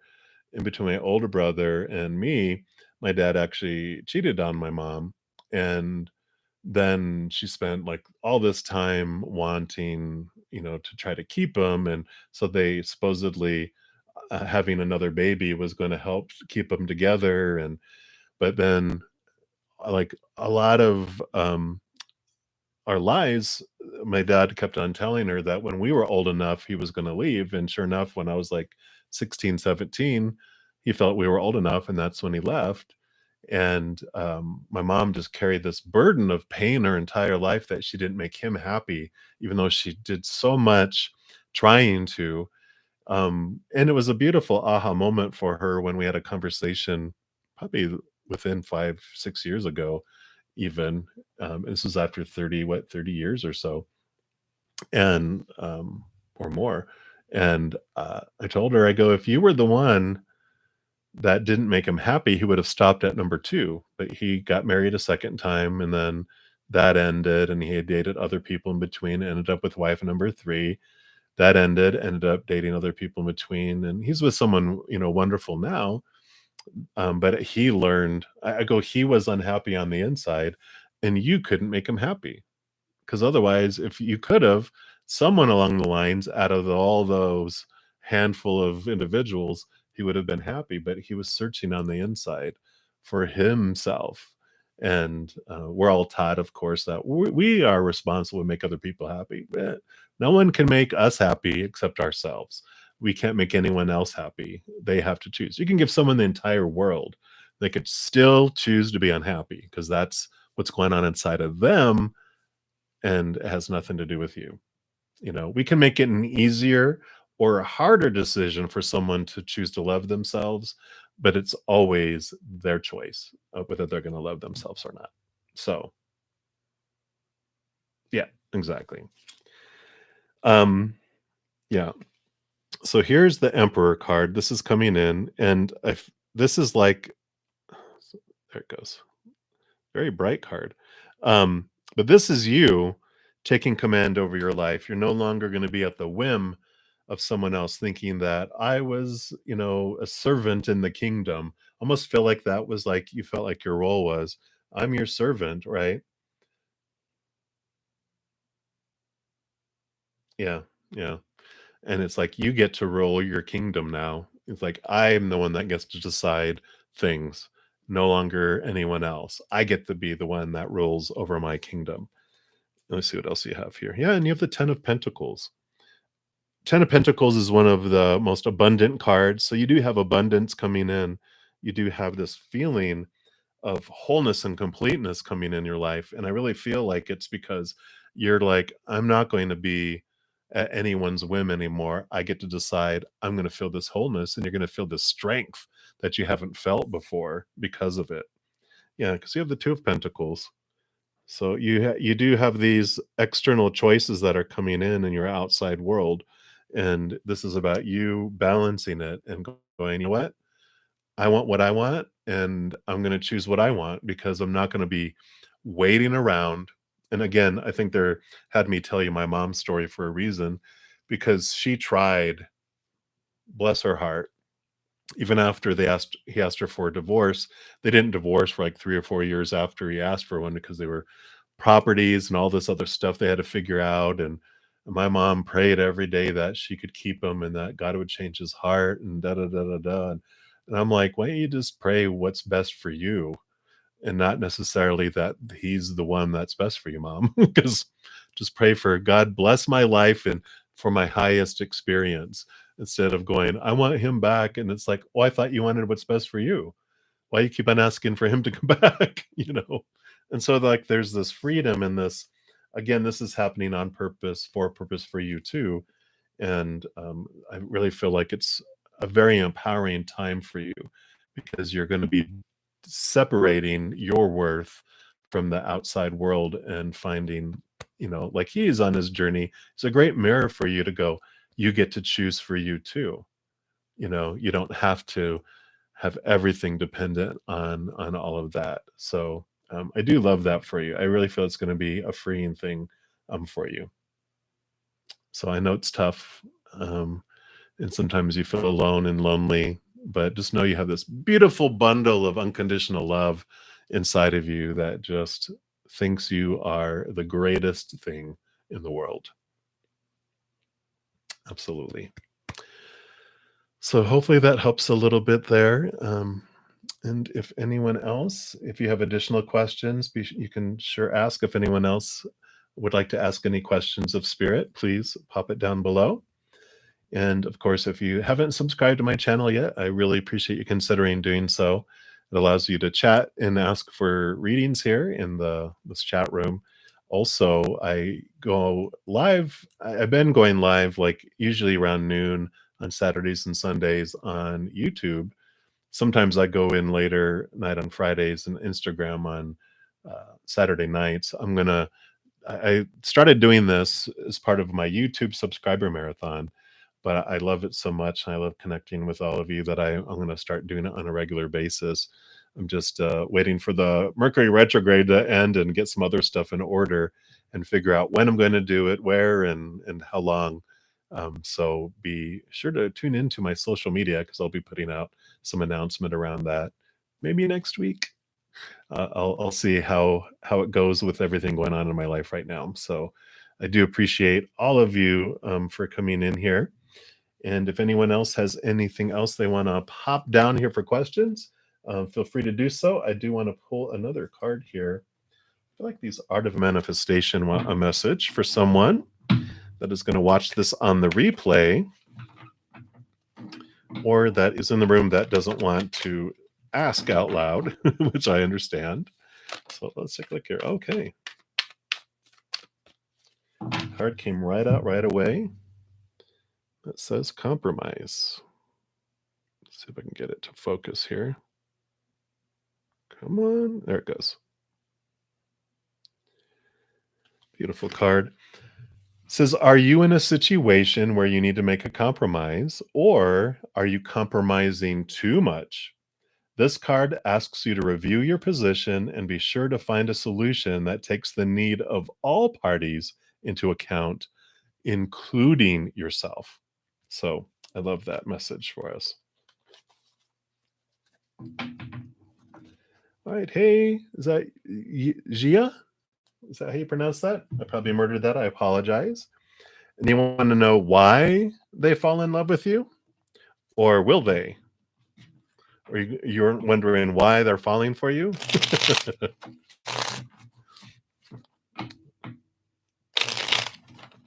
Very good. So let's take a look here. I'm going to use these Love Oracle cards and let's see what they have to say here. So you do want to know why, not will they. Okay. Sure. Let's take a look. All right. So why? Okay. And a couple cards come out here. All right. So let's see here. You got a lot of pink cards, which represent you. Okay. So this card is the only one that represents them. Oh, very nice. And he has not enough here, which is interesting, because all of these with you, I'm gonna try to hold all these up at the same time. See if I can have you see them. There it goes. So it's the palm tree, the Cupid's arrow, love call, and then heart with a key.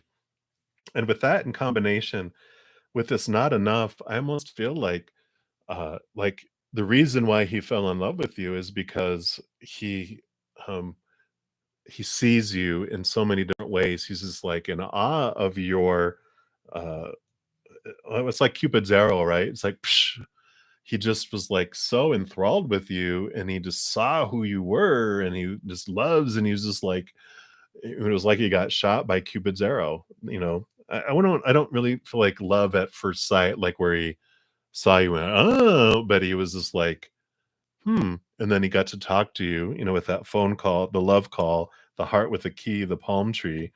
And he was just like, wow, I really like who she is. I really like who they are and all that. And then he doesn't think of himself on the same level as you. He's like, I could never be enough. You know, I'm not, you are not in his league. You're like above his league.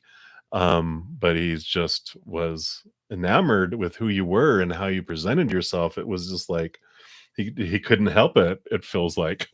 So you know, there's some stuff in there. Maybe there's some, you know, past relationships, like a past life relationship or some old, you know, leftover interactions, because that happens when you meet people that you had in past lives too, where it's just like, why is there such an attraction? I can't help myself. And it's because there was a past attraction before too. See if they'll give us any more information on that.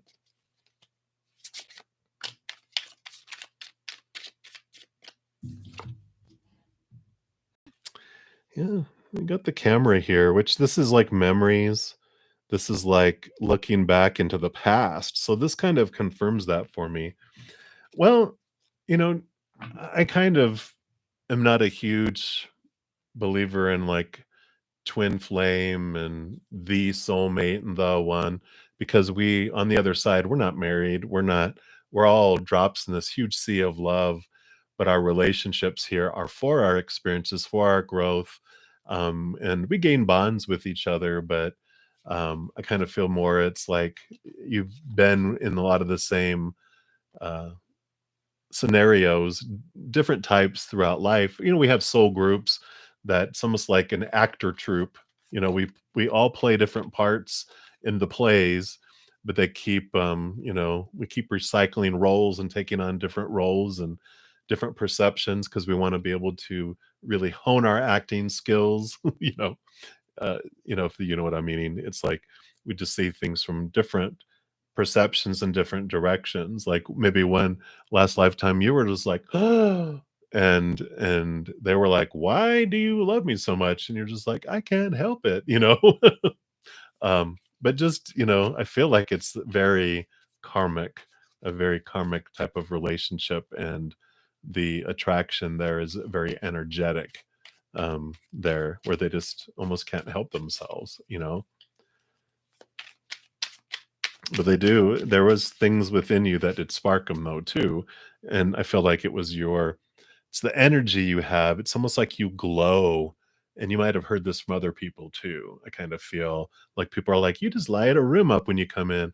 You have a twinkle in your eye and your smile. You just it's just like boom, you can take a room full of sad people and just you walking in just people are like, "Hey," and it just their eyes brighten up when you walk in a room.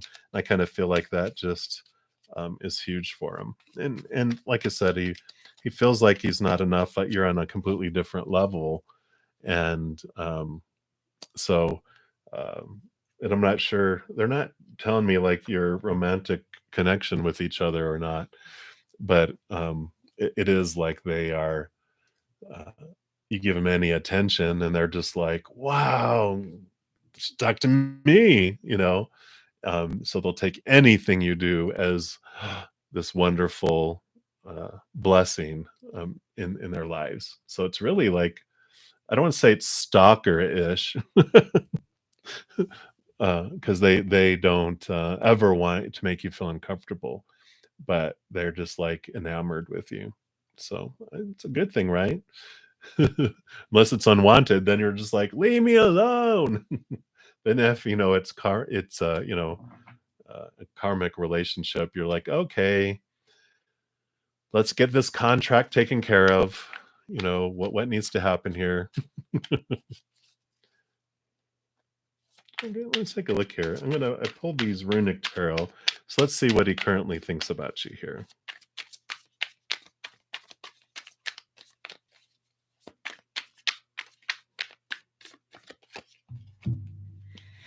Yeah, got the Page of Cups.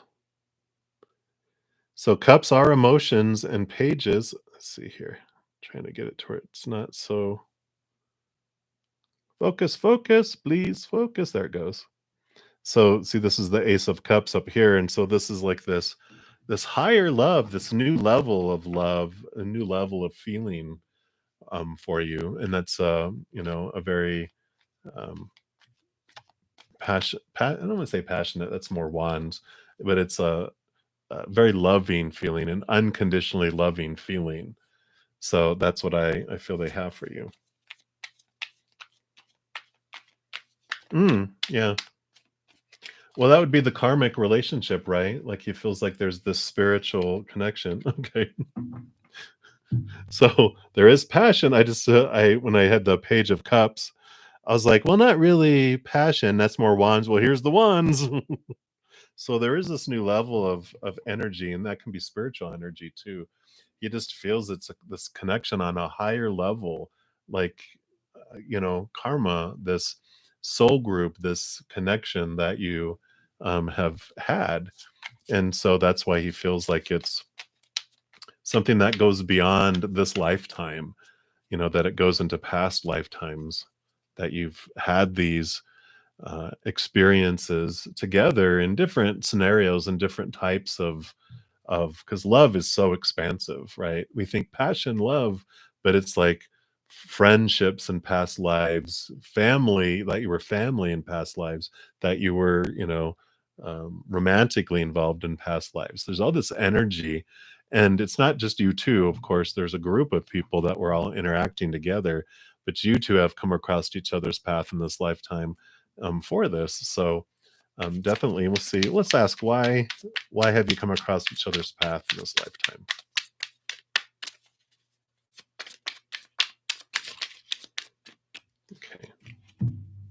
Okay. The Star. So the Star is the hope card, but it's also all about connecting to your higher self and to bringing yourself out and shining bright in the world.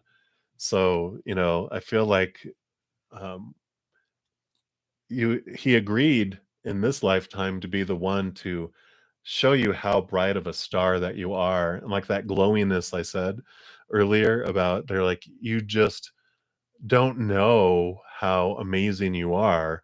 And his like they brought he one of the big purposes you came across each other's path is so that you can know it, because you have trouble believing that about yourself. And he's like, no, no, let me show you, let me just tell you. So I really feel,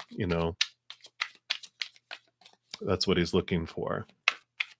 That was his purpose. That's like what is happening here. And that's why he feels it's like, this is my purpose, to let you see through the eyes of someone who thinks of you and sees you clearly, how bright you really are, and help you find your purpose here on this planet this time.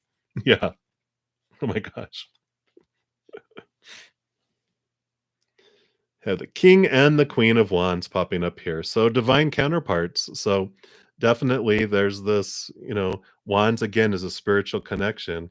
And here you both are on your path to realize your power and connect to the higher realms, to really realize the powerful energy that you bring in and what you can accomplish in this life. So um, I really, like I said, it's a divine appointment. All of our interactions are divine appointment, but this has like an extra oomph around a divine purpose for you having come into each other's lives. So I really do love that for you. So if you have additional questions, just pop them down below. I'm going to go on to the next one here. So NC, thank you so much for subscribing and liking. I appreciate that. And you want to ask if Charles, what his true intentions are for you. So let's take a look here. Cool. I'll come back around and ask that one for you, Gia. But we'll do NC first here. See what Charles's true intentions for you are. All right. So I do use these love oracle cards, and the pink ones represent you, and the black cards represent the other. So let's take a look here and see what they want you to know. I have to go grab that card here. A lot of energy in there. Wow. Okay, and then these here. So, uno momento.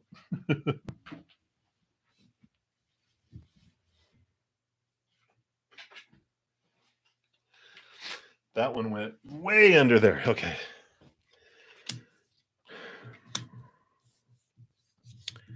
So let me get these together here.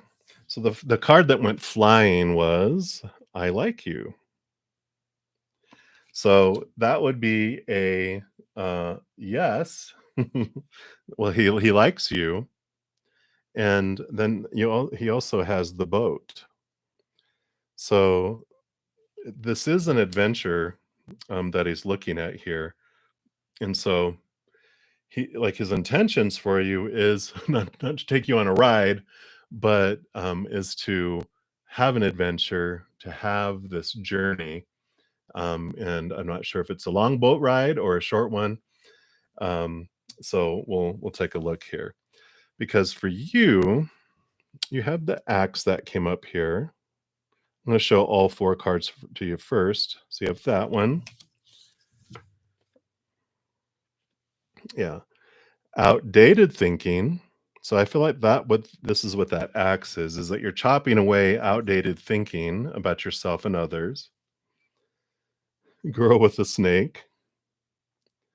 So the pressure and self-indulgence. Okay. Yeah. So I really feel for you there's this old way of thinking about yourself, and it is literally like you are feeling crushed by this boa. Like you get into these fear places where you just feel like, oh no, this is going to kill me. And but the indulgence is about your self-worth, and so I feel like this journey that's about to happen is this cutting away of the old songs that keep on playing in your head over and over and over about who you are, what you're worthy of, how you feel about yourself, all of that is this cassette that's playing in your head. It's like that self-talk is singing to you. It's become very, it's almost like sad country songs, they left me, they took the dog, uh, all those sad country stuff. It's like, no, no, no. They're cutting the tape. If you're, you may not be old enough to remember cassette tapes, but it's like chop, chop, chop, and they're chopping it up, and you're getting rid of those old songs because they're not for you anymore. And that's what this adventure is that you're taking a risk.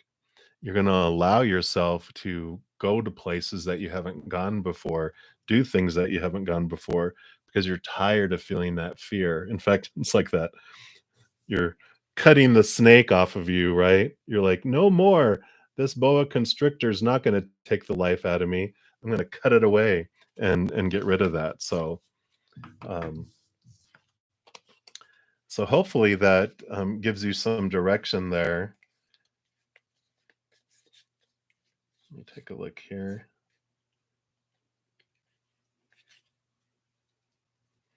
Yeah, so those are his intentions aren't like, um, I wanna take you around the world in that boat, but he just wanna take you for a spin in the boat and just have an enjoyment. Like, let's enjoy the afternoon.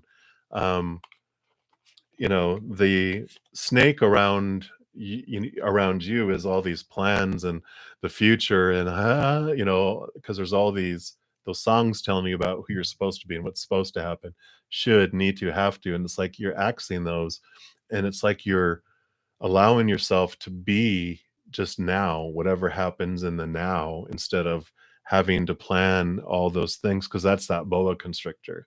It's like, no, tired of feeling that way. When I did what I always did, I get what I always got, and I'm done with that. I want to try something new. And I kind of feel like this approach is what's changing here. I'm glad you thought it was funny. So hopefully that resonated for you and brought you the messages that you were looking for. If you have more, pop them down below. I'm just gonna kind of keep going here. And then Gia, we were gonna ask any chance of you marrying with him. Let's take a look. Thank you, Janice, for liking and subscribing, and you'll be next. So appreciate that. Then we'll go to Aaron after that. All right. So let's see here. Any chance of marriage? Let's take a look here. Okay, that was just my bad. It went flying out of my hands here. That's way too many cards for that question. Let's take a look here. Any chances of getting married? Okay.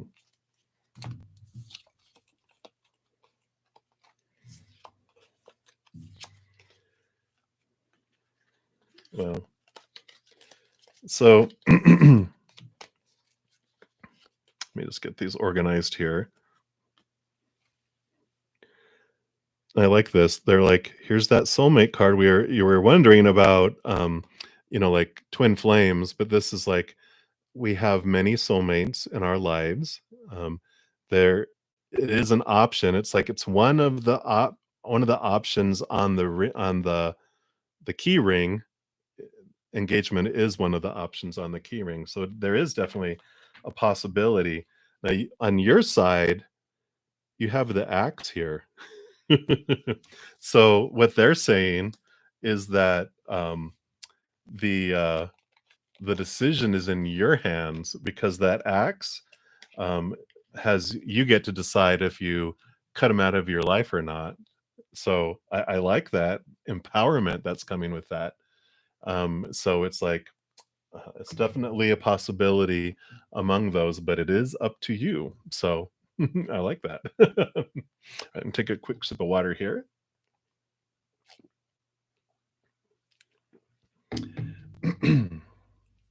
All right.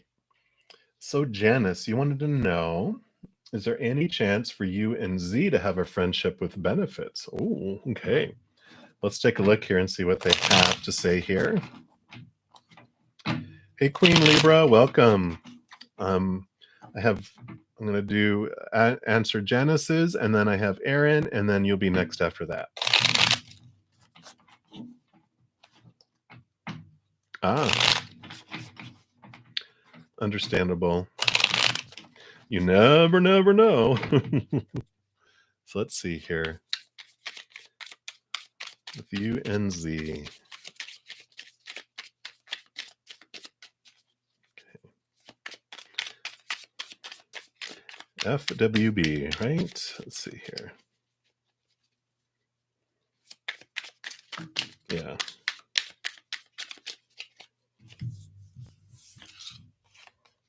Hmm.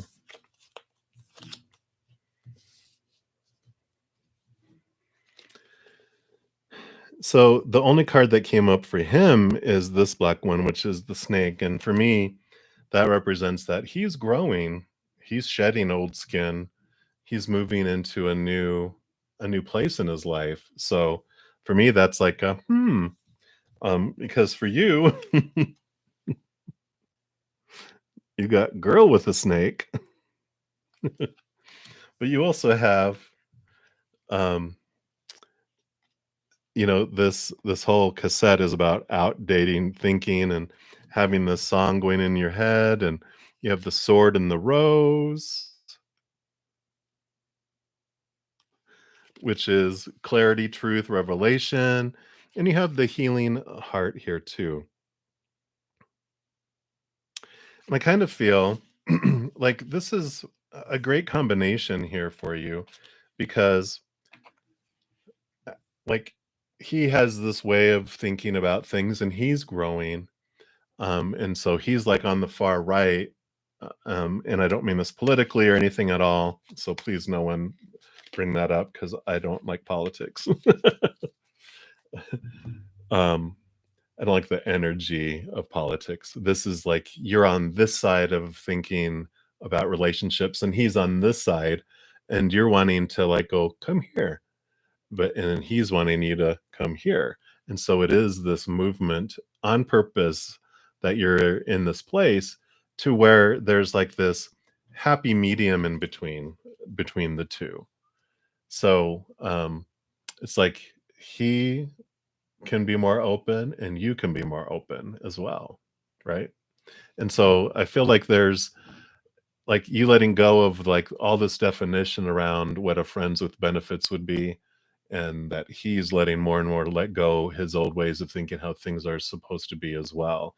And that you can come, you both take steps more towards the middle, if that makes sense. I know, right?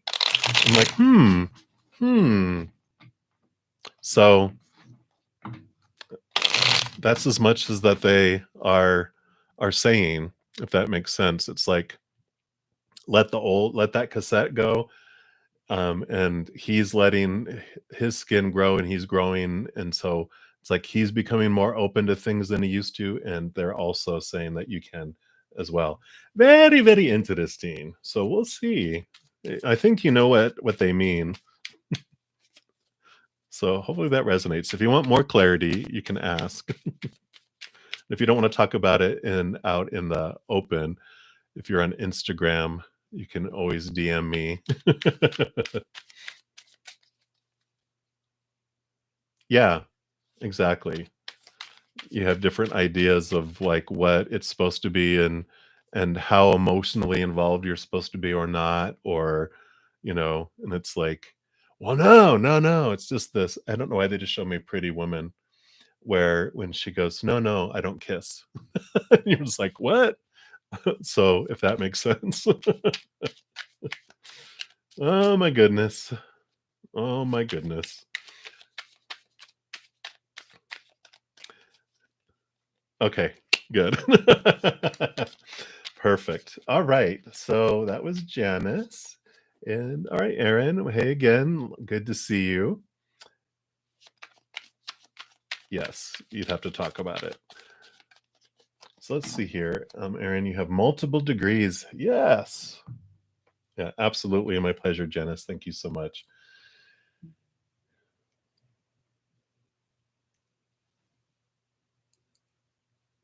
Oh, okay.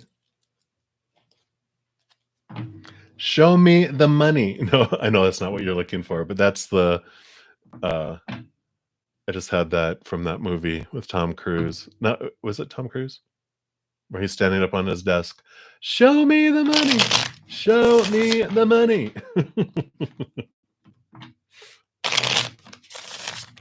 They love touching memories in my head to bring forth emotions and funny things a lot. It's funny. So let's take a look here.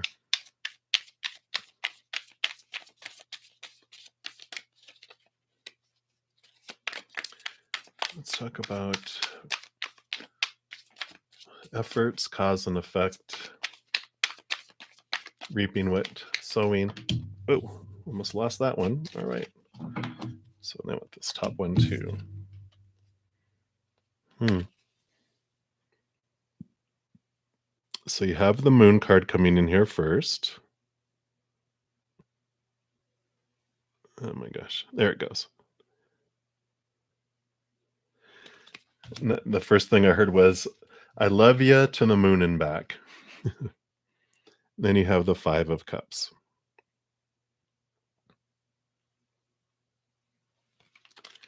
Yeah, because even they have the all of the way up top. I don't know if it's gonna, there it goes. Maybe. Come on. They show them up like flying to the moon. There it goes. And but the 5 of cups along with the moon is very emotional, and it is about connecting to your intuition and your gut and your higher self, into the hidden, into the unknown. And the 5 of cups shows these 3 cups of the outside world.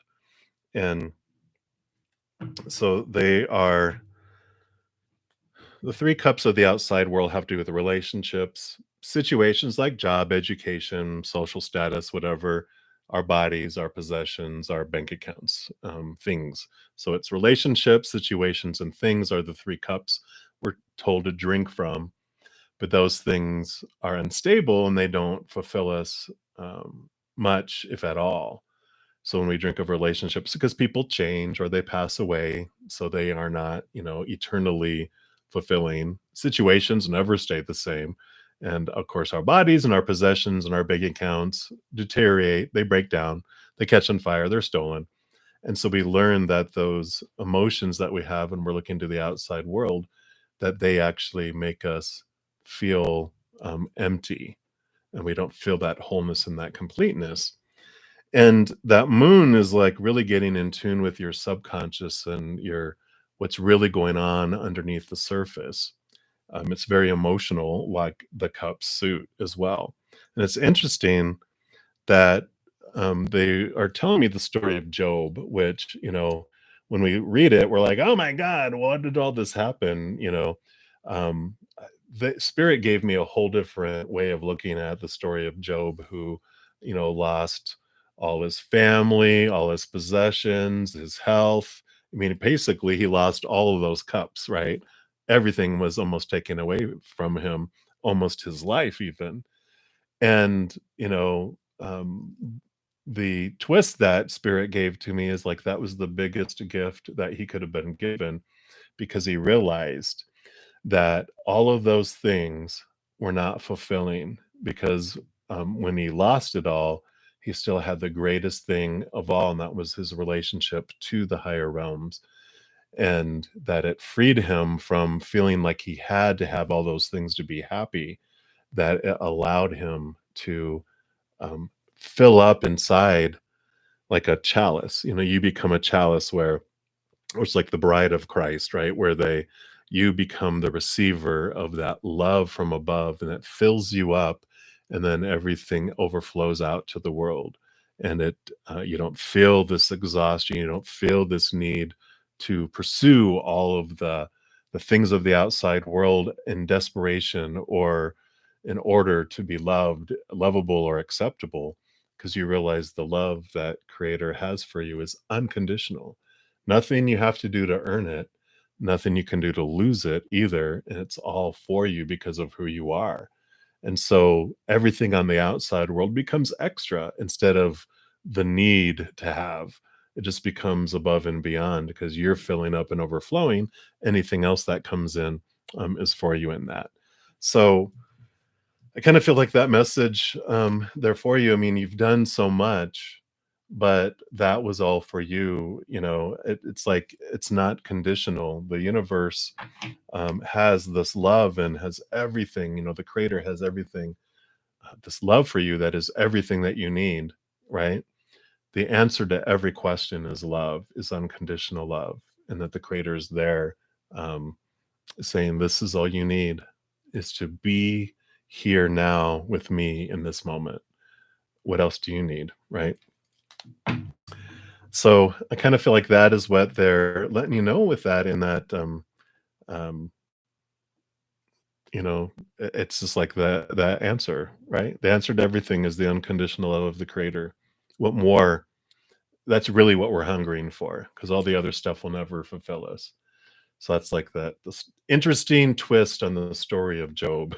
But there you have it. If you have additional clarification you want, just pop it down below and I'll come back down there. All right. So let me scroll here. Thank you everyone so much for being here. I really appreciate you all. And thank you for your patience as I work through each reading. All right. So Queen Libra, we are to you. You want to know, is mystique lying to you about the delay in your candle work? Okay, let's take a look here.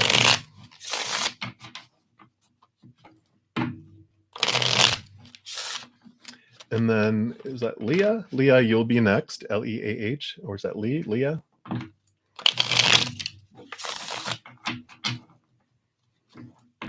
And then Janu, you'll be after that. All right. So let's take a look here, Queen Libra.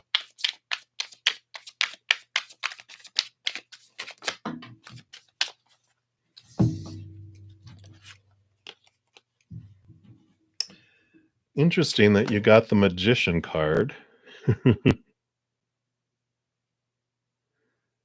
Which this is about your power and your intention and your ability to make things happen in your life.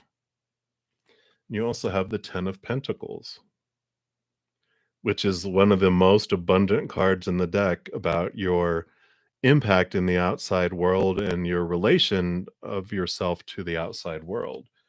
So I feel like these are coming in because they had me pull the bottom card too, which is the Knight of Wands, which is about fast and furious energy coming in. Definitely movement, movement, movement. So, when you're saying delay in your candle work, um, I feel like um, you have the power, you have the energy, you are the one that can innate things and make things happen. So if they are saying that it's being delayed, like the candle work, the energy that you're putting out is not happening and it's being delayed, I would say that it's fast and upcoming instead. Now, the candle work, they want me to just emphasize when we're doing any kind of spell work that we cast spells upon ourselves. And this is just an example. This is not what I am thinking that your candle work is about, but just for everyone else, it's like there's this like I want to be with that person still, and so I cast a spell for them to come back to me. It's like we don't want to, that's not our place. Instead, we cast a spell upon myself for to bring the highest um, relationship that's for my highest good to me, that perfect partner for me in my life. Now, if they are the one that it is designed to be, then it'll happen, and that's okay. But we're also open to be like, if they're not, that someone else will come in. So if that makes sense with that. Oh, it's funny. It's like that you don't need that. It's like you have the power to do this and you have the power to have the energy. So I kind of feel like it's like uh cancel the order and you have the power and the intention to put things forward and what are you wanting to do. You don't need another person. you know we all like this readings, you guys don't really need me. I just have learned over time to shut up and listen because they put me through an intensive training course to do it through life, right? But you have this power, that uh, you can do that.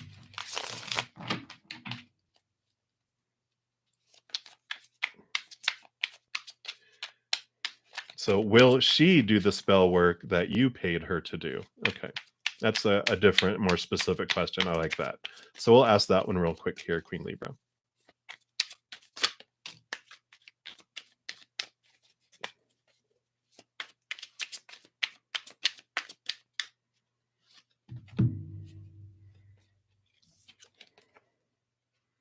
So you got the King of Cups, which is the ruler over emotion, and then the Five of Wands, which is a transformation of energy from fear to love. So, with both of these together, I would say that yes, she is going to do the work for you because she is has this ability, this power over emotions, and knows how to do that. And that Five of Wands, it's like burn the witch, but this is this powerful card of a transformation of energy. So that would tell me that yes, she is going to help you with transforming this emotional energy, this candle work that you're wanting her to do. So I like that. You're very welcome. Oh, very good. Thank you. I've had that for decades, and it's followed me everywhere I've moved. Anything else I get rid of, I never get rid of that. I love that too. So I'm glad you do too. All right. So let me continue going here. Thank you guys so much again for your patience as I work through these. And let me just scroll back up here. All right. So we are to Leah or Lee, and you ask David's current feelings towards you. So we'll use the Love Oracle cards for you. And let's see what they have to say.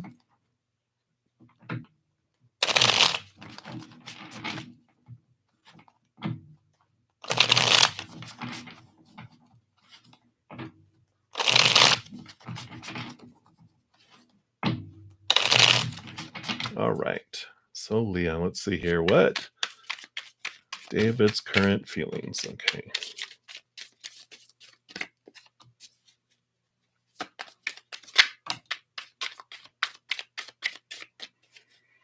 Let's take a look here. So this is David. The black cards are them, and the pink cards are for you. This one says photograph, and it's like he's looking at a photograph of you and missing you. But and then you have the seduction card too. So there is an attraction there, a physical attraction that he has going on there. Let me see what you have here. And you have the keys on a ring, which is about multiple options, multiple decisions to make. If it will come on. All right, it doesn't want to focus in there. And I feel like this one on the bottom to here. But there is like they have this date stuff too where meeting someone new and dating. So it feels like this keys on a ring is this. It's like that is your emotion, you're feeling like you understand. It's like I feel like I'm an option. Like I'm not like the one. I feel like I'm an option. And I feel like that is what is going on here because even though there's like he's looking at pictures of you and has this attraction, but also it's like it's not just focused on you as well there. So I kind of feel like this is a situation where he's not in a commitment place in his life, if that makes sense. Let's see if there's anything else. Okay.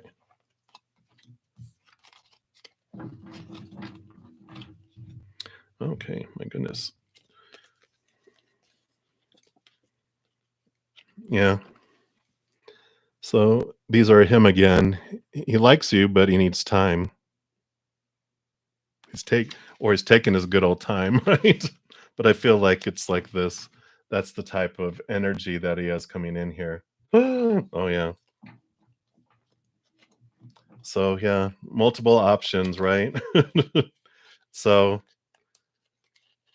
yeah, I really feel and I like that key ring came in for you too, is that you have other options and you're just like, what do I really want? And is that the option I want? You know? Yeah. Well, I mean, he could, right? But yeah, exactly. And and it really depends on what you're wanting out of a relationship and I just yeah like I said I feel like that's one option but you're like is that the option that I want for me what do I really want and just being willing to um let go of what doesn't serve you really. I kind of feel like I want to pull a Rider Waite card here for you.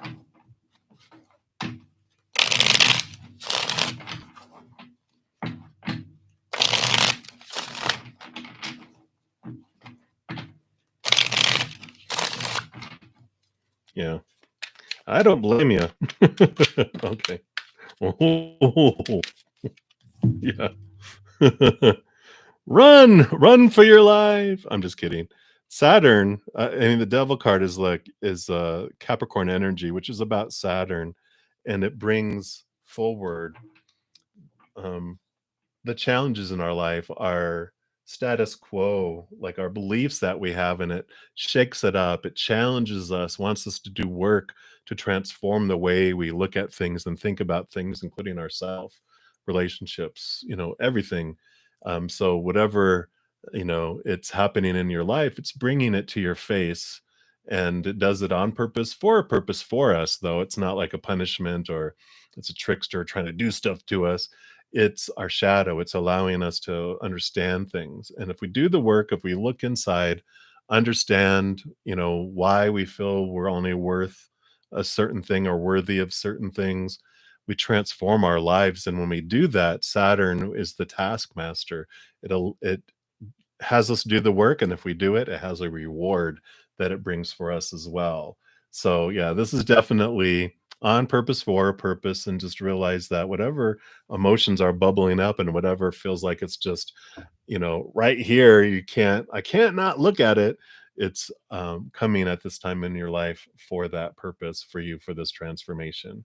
So, you know, I really look into the mirror and see what emotions come up with all this, and then realize how are you thinking about yourself that way.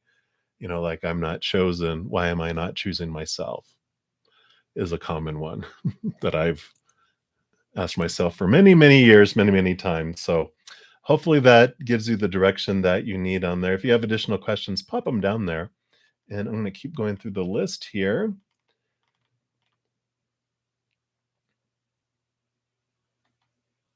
Let me see here, see where I left off.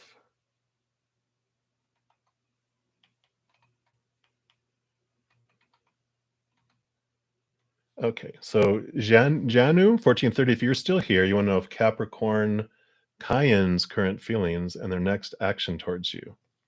And you're in Aries. All right, let's take a look here and see what they have to say here. Let's take a sip of water here.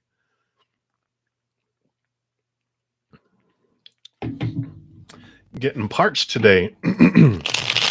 All right.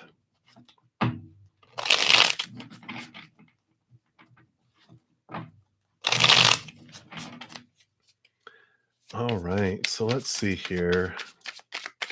Cayenne's current feelings. We'll look at that first. All right. So his current feelings for you is there's this passion. So there are feelings there. And what are their next actions towards you? Let's take a look at that. Or if they want you to know anything else about his feelings. Okay.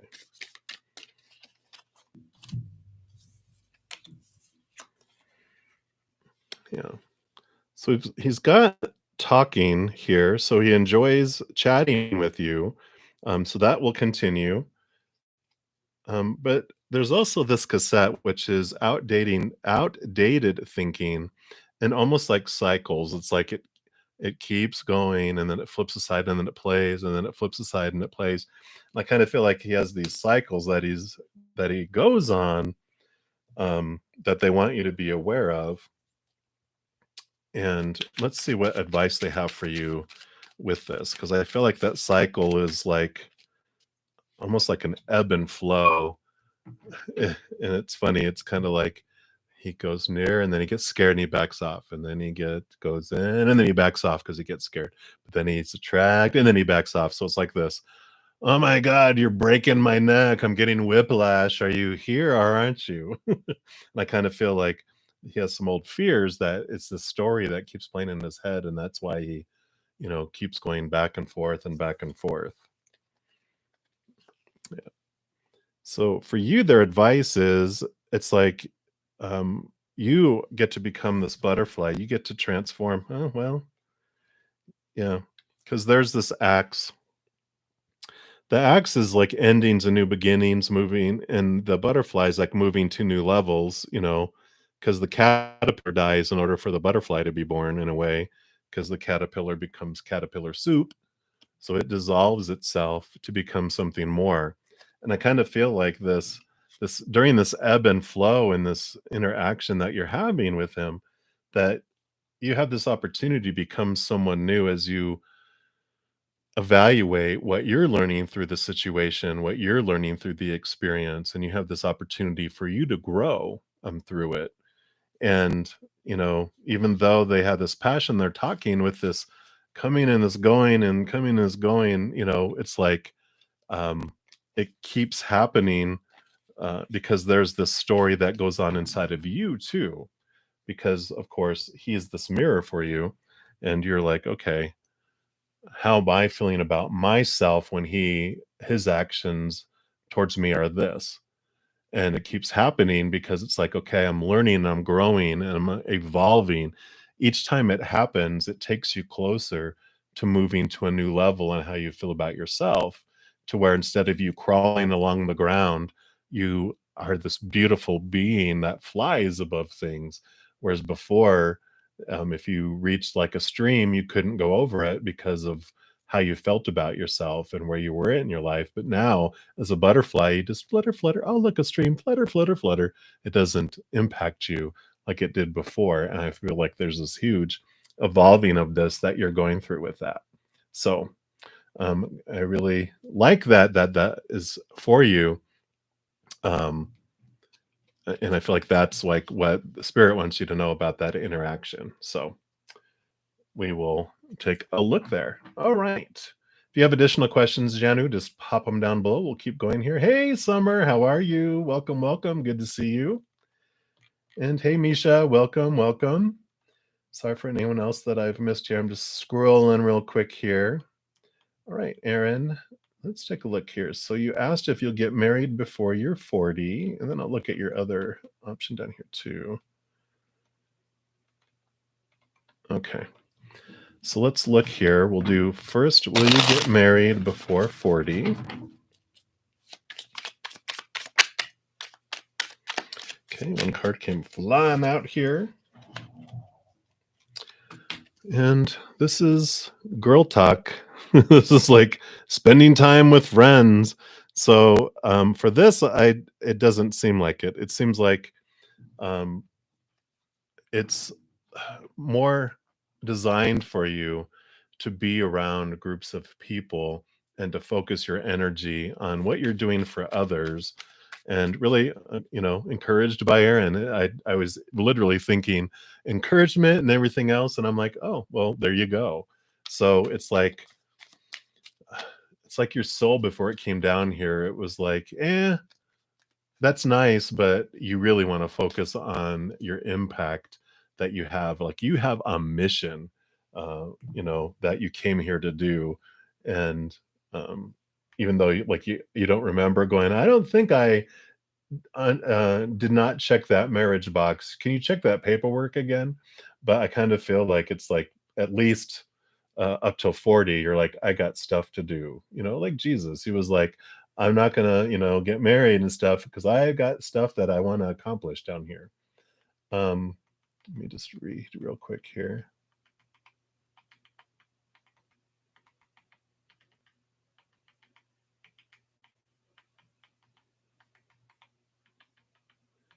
All right.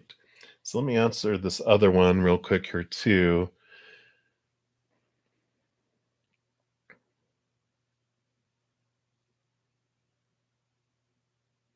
Okay. So you want to know about, will you get a higher paying job? Because waitressing really is a real job because people do that. But I understand what you're trying to say is a higher paying job, and one that is in alignment with what your education and what you're wanting to do. So, not to offend any waitresses in the room, you know what I mean? Any waiting staff, because I have a lot of people who love waitressing and waitering because they love the flexibility. They love that they could work for a few hours and get tons of of tips, and then they can go hiking and whatever else. So, all right, let's see what we have here. So you have the Two of Wands. And I do like this for you because it says, "Will you get a real job?" And you hold the power within your hands. This the Two of Wands basically says whatever you focus on is what grows in your life, right? And so, and this goes with your relationship with God, with everything. When we focus on what for gratitude, what we do have in our life, when we focus in on what we do want to bring into our lives, that expands. That's our power. That's our power of choice, our free will. We're like, I want to focus my energy on that. And then it automatically grows it. Now, if I focus on what's missing in my life or focusing on what I want out of my life, it's that old adage of, I think it was like a grandfather. It's an ancient Native American story of the white wolf and the black wolf. The he was telling his grandchild that within everyone there's a white wolf and a dark wolf, and they're battling, and they're fighting constantly. And the grandchild goes, "Well, which one wins, grandfather?" And goes, "Whichever one you feed." And so whatever we're focusing on our lives is what grows. And I kind of feel like that is just the overall message for you around all of this, all these things, is having an attitude of gratitude and being grateful for what is in your life will expand and bring more things into your life to be grateful for, and focusing in on the relationship you do have with the creator, just all the focusing on that side.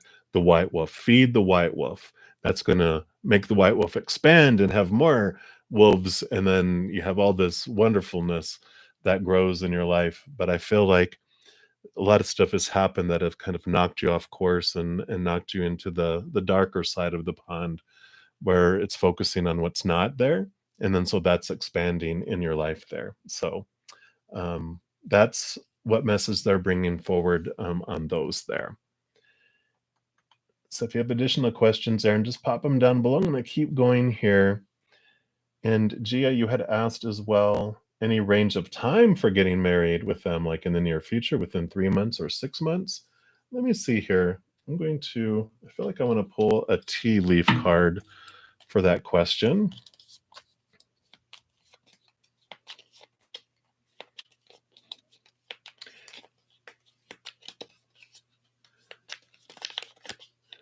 Great, thank you, NC.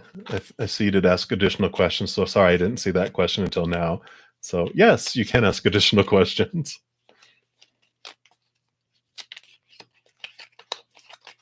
All right. Okay, good. And Gia, you asked that one again, so we're down here. Okay. So any time frame on marriage? Okay. Ooh. Oddly enough, a month of the year card popped up, and you have July. So that would not be this year. It's like setting a date would be July. But again, I think you had the axe, right? So it's like it's in your hands. So if you're like, you make it happen, right? Yeah. So I feel like July would be a great time frame, right? So I really feel like, again, they just are like, you hold the cards, you hold the axe, whether you are like, boom, I am making the decision. And not in like a mean way, but you were like, you hold a lot of power in this situation, and I do like that for you. All right, let me keep going here.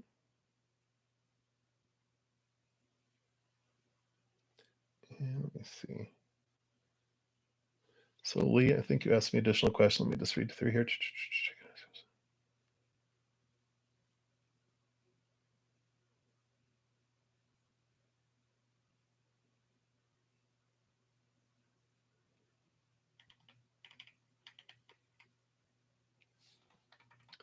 Okay, so let me just see here. So what is coming towards you and D? So let me Do want to use the Love Oracle for that as well. And then I'll ask NC your follow-up question, and then Misha and Fauja Asa. I'm sorry, I probably murdered that. You can, how you just add is just pop your question down below, and if you don't want to put out your specific question, you could just ask for a general reading, and I'll answer that as well.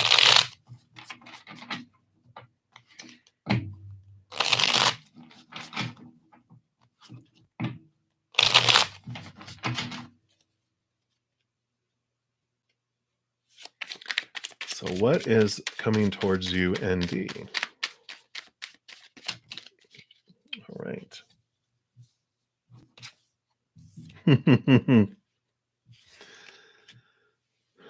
So you've got the butterfly for him and the phoenix for you.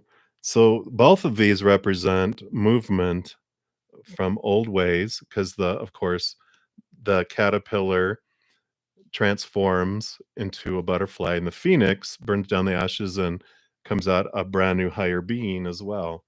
So it's like what's coming for you is a transformation. It's endings and new beginnings. It's looking at things in whole new ways. It's this transformation that's happened in your life, and it's happening in both of yours. So, I really feel like they're saying focus on yourself, focus on where you're going. You focus on uh because it's like your life, phoenixes, they burn down to ashes and then they rise out of the ashes, which a phoenix can't go, hey butterfly, you're going to burn down into ashes and come a butterfly. They're like, what? And it's like the caterpillar tells you, no, you're going to build a cocoon around yourself and you're going to liquefy and then you're going to transform into this, and you're like, what? Totally different beings, right? And it's like totally different experiences. And so I feel like you're both going to be just involved in your own transformations. So very interesting. All right, let me keep going here.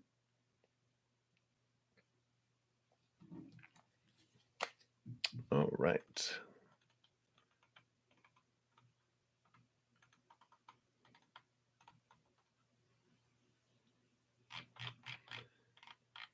Okay.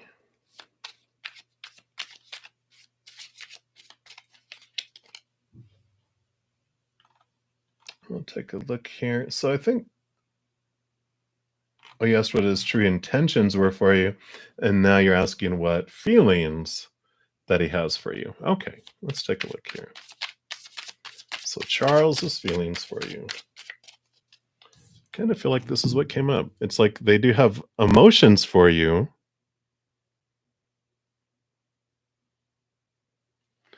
So, there is attraction there, but, all the other stuff we talked about, still applies with all that, right?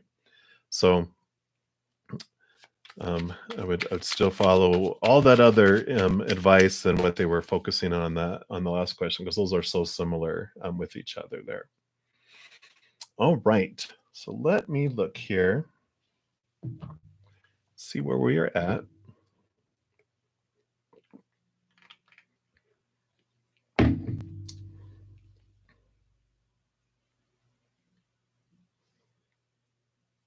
think we're down to Misha. How will your career be? Do you get any? We would get a positive change. Okay. So let's take a look.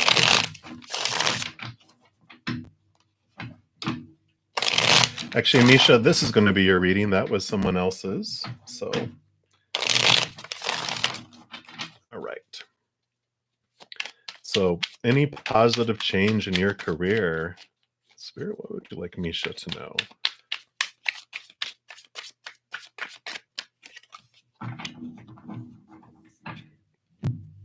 So you do have the strength card here, which really shows, it is look at how bright it is in the background here. This is actually your higher self helping you. They're like bringing you what you need and allowing you to move in a direction that's more in alignment with what you're really hungry for. Let's see if how they want to clarify that here for you. Yeah. Because you got the 8 of the major arcana, which is strength, and then you got the 8 of swords. And you can kind of see here with this 8 of swords here that this is about movement in your thoughts and your beliefs and your mindsets and your attitudes, because you realize that it's your thoughts and your beliefs that are blinding you, binding you, and making you feel restricted and trapped. So the strength card, this is you, your higher self coming down and helping you understand what it is that you're truly hungering for. And these thoughts and these beliefs that you have around success and supposed to and should do and need to, all those 8 swords here, all of these are expectations. They're all old opinions that were given to you when you were very young, telling you who you're supposed to be, what you should do, what you need to do, what you have to do. And so it's almost like you have a dream and then it gets popped and poked because people go, no, you're not going to make any money from that. You're going to do this. This is what you need to do. This is what you should do. This is what you're supposed to do. And so you have these trapped feelings, these bound, like you feel like I can't decide for myself because I'm trapped by all these thoughts and these beliefs about the shoulds and the supposed tos, all these expectations. And I feel like what's at the root of this and how you will get a positive change, because that bright card is saying that you will, but it's by doing the inner work. It's by questioning your thoughts and beliefs about your abilities and these restrictions. If we have too many restrictions on how life has to be, it becomes very hard for things to unfold because we're like, it has to be this. And the universe is like, but I have all this other stuff I can offer you. Nope, it has to be in here. And if we'll expand that, then we'll see so many different opportunities that would come for you there. And so that's what I feel the message is there for you, Misha. If you have additional questions, you can pop that on to the chat box down here. And okay, great, Gita. Yes. Okay, you asked a question, so that's good there. And Serenity of the Soul, all you have to do is ask your question below or ask for a general reading if you don't want to put your business out there. And then I just go in order. So there's like no list. The chat room is the list.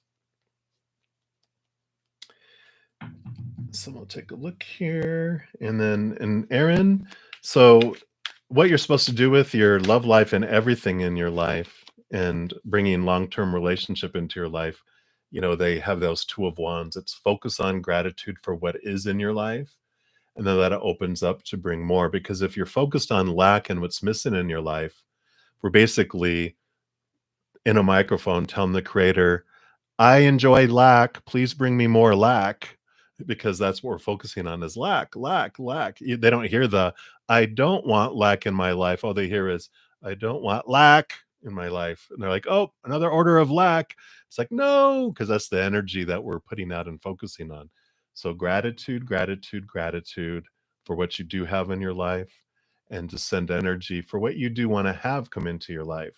Like if it's a prayer of creator, I want you to bring whoever is for my highest experience here into my life. If that is a relationship, please, I do want that to come in my life, rather than why don't I have a relationship in my life, Lord? Because it's like that's the energy. So it's the switching and changing of energy that they really wanted to mention to you there. All right. Let's see here. So, Faujia Asa, thank you so much for your patience. And let's take a look here. So, you end your relationship, future marriage, yes or no? And does he really love you? Okay. Let's go to the love oracle for those and see what they have to say.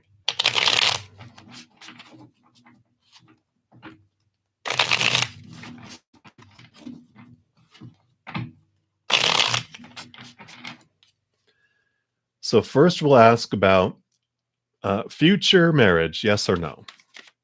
We'll see what card pops up to give us the energy of the answer. I know, right? But we always want what's for our highest experience, whether we don't know, um, even though it may not line up to what our ego wants. So you got stabbed in the back. So for me, this would be no, as far as a marriage there, because there's pain, separation, feeling wounded. And so I really feel like there's something from the past that gets bubbled up, and the fear strikes in both of you because of past pain, and then that creates a echo of more pain between you two. We'll take a look here and see if they really do, like you said, do they really love you? We'll take a look here.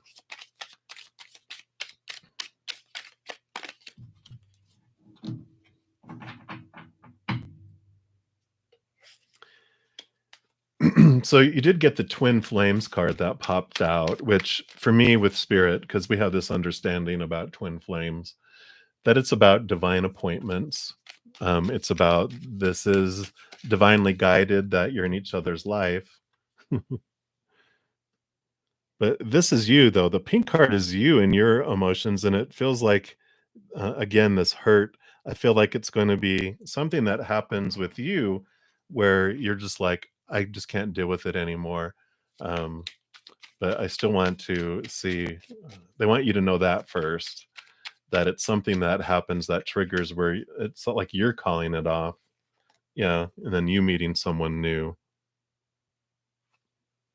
which is good, right? It's like he's going to do something that, there's something that arises that both of you react and have this pain. Let's see.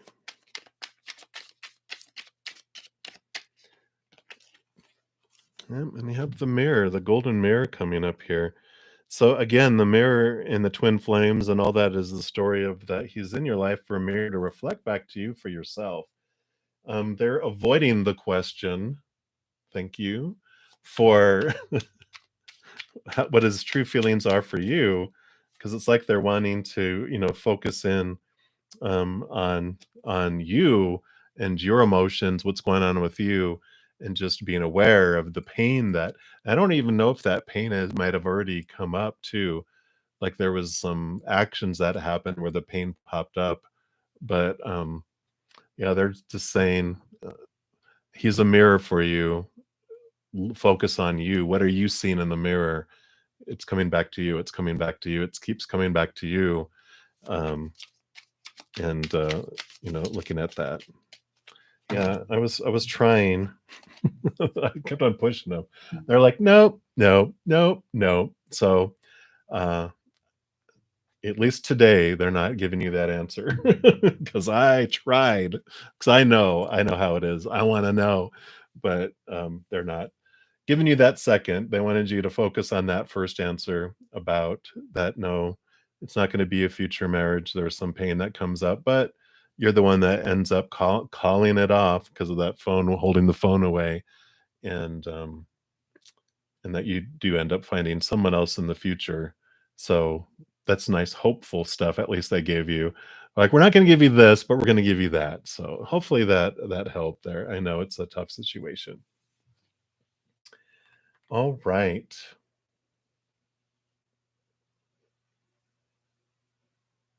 So we talked Misha and we have Gita. All right. So we're done to you, Gita. Thank you so much. And it's like, what are you's feelings towards me? Not me. I know you're not meaning me. I love you, Gita, unconditionally. But you want to know about someone that begins with you because you haven't had communication. So let's take a look here.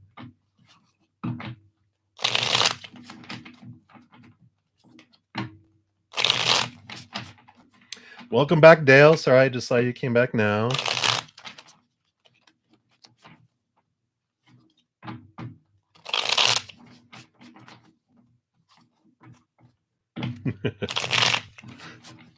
Glad you thought that was funny.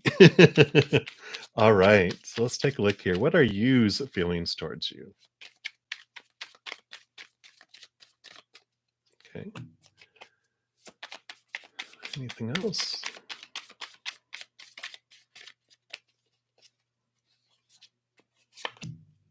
Okay. Anything else? 3 cards. Let's see what those are. Nope, that's it. So they're all black cards, which would be about them.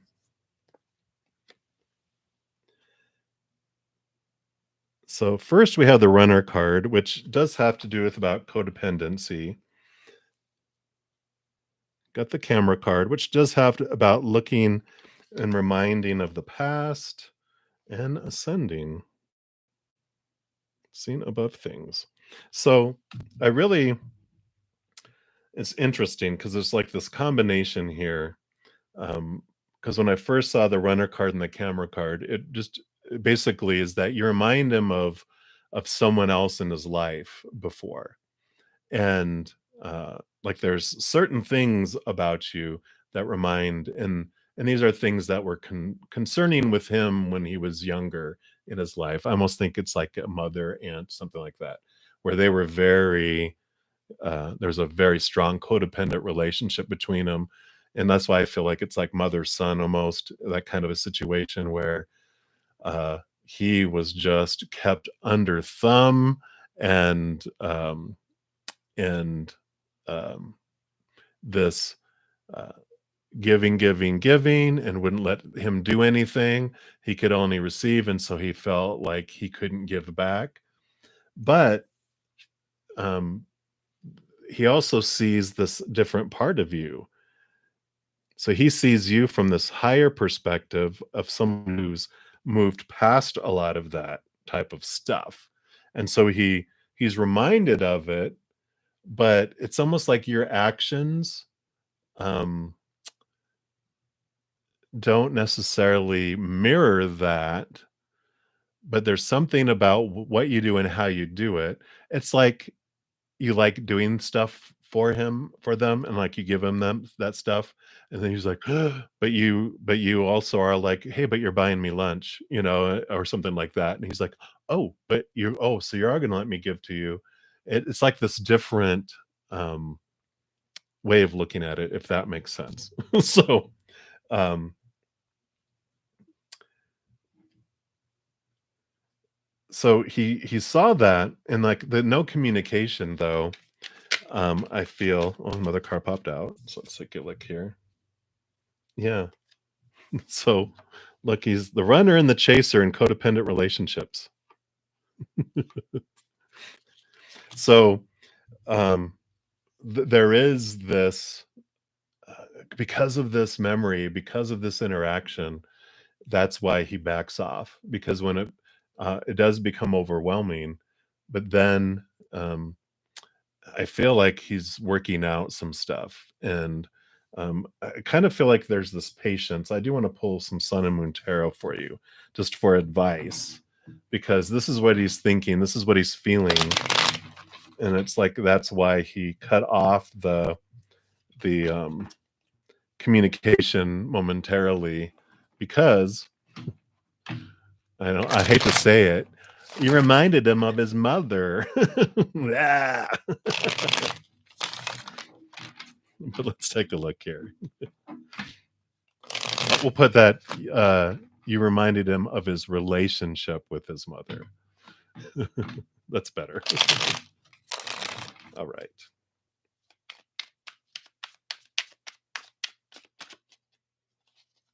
So what advice do you have? Okay. Okay. So you got both the Two of Cups, which is love, and you have the Nine of Pentacles, which is about you finding your worth from within. So I kind of feel like that, with both of these coming up here, that this is a choice that you have at this point in your life. And again, it's about you turning inward on this journey, because you're alone in this garden here, but then you have love come in too. And I kind of feel like this comes first, and then you see the moon would fit like right in between here, right?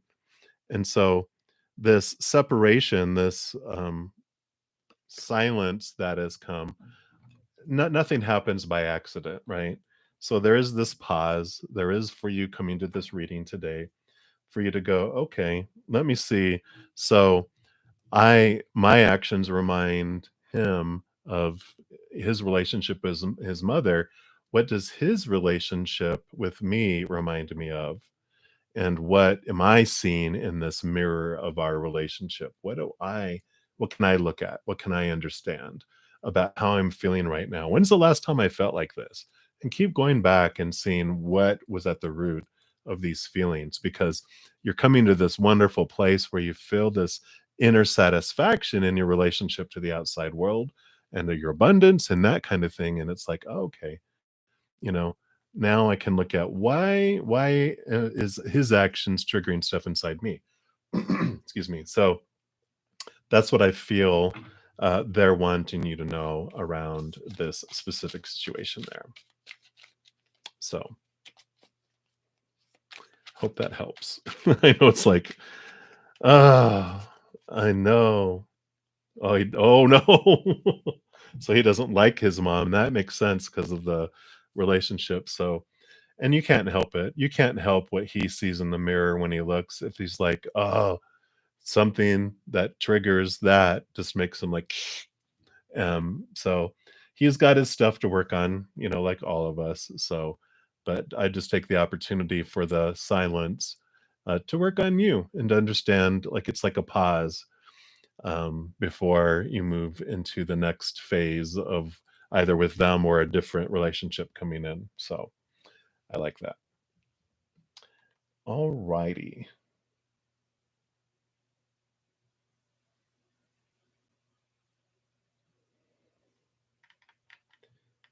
And then Serenity, you will be next here. So Misha, you asked, can you have some tips about healing stuff? So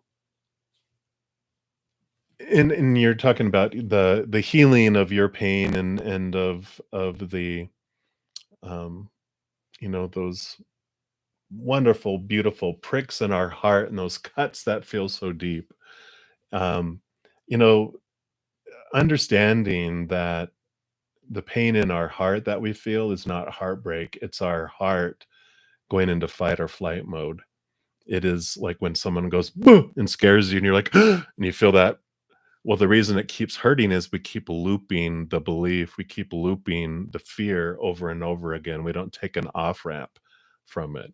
So, my first thing I usually tell people is try to get out of fear by taking deep breaths, doing whatever you do to calm your heart, to calm your emotions, to calm whether it's a walk, a hot bath, running, working out, um, some nice tea, a beautiful, delicious cup of coffee, whatever it is that brings you some calm, then we do that. That's the first step. We're not going to be able to do anything while we're in fight or flight because we're in fighting or running or hiding mode. We're not ready to think clearly because we're in fight or flight mode. Our brain doesn't want to think clearly.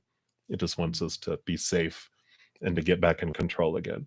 So once we feel a little bit of safety, a little bit of control, then that's when we can do a different variety of things to try to get to the root of what our fear is around a situation.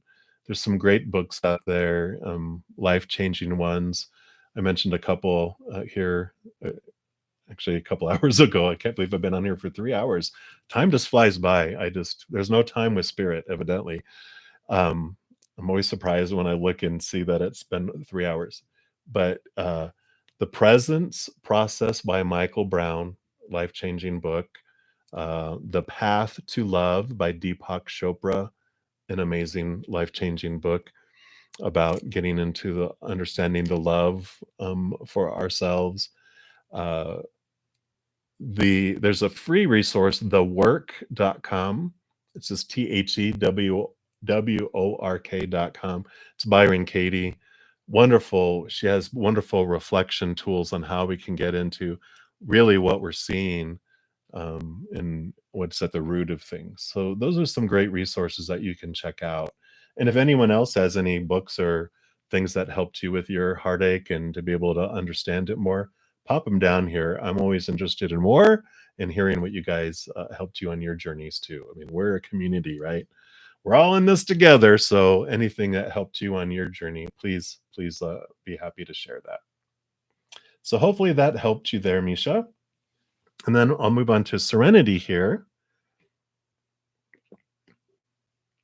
So you want to know if you have a chance with the blue-eyed guy, with the one you flirt with on a dating app. Oh, and you want to know if he found you attractive. Okay.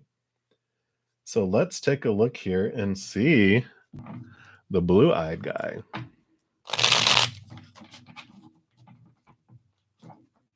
I was going to say, blue-eyed guys are dangerous. I have hazel eyes, so I'm safe.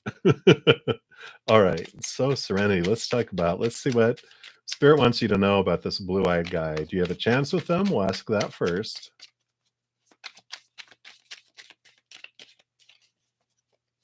So what are the chances? Okay.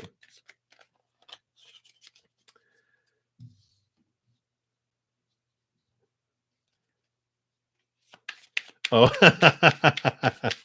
Yeah, we don't wanna just lump everyone into it. I was just joking, because my eyes do look blue, a lot of times, depending on what I wear. Sometimes they look green because I have the blue-green. So, um, it's interesting. So the black card is him and the pink card is you. So, uh, this came up for both of you here, and then this came up where you're hoping that he's a soulmate, which for me, soulmates are people that are coming into our life on purpose for a purpose. So if he's come across your path, he's come across for a reason, but he needs more time. So they're basically saying in time, as far as there's a chance, it's just don't push for it. Just allow things to unfold. And then the second part of your question, cool. So the second part of your question is, did he find you attractive? So let's take a look here.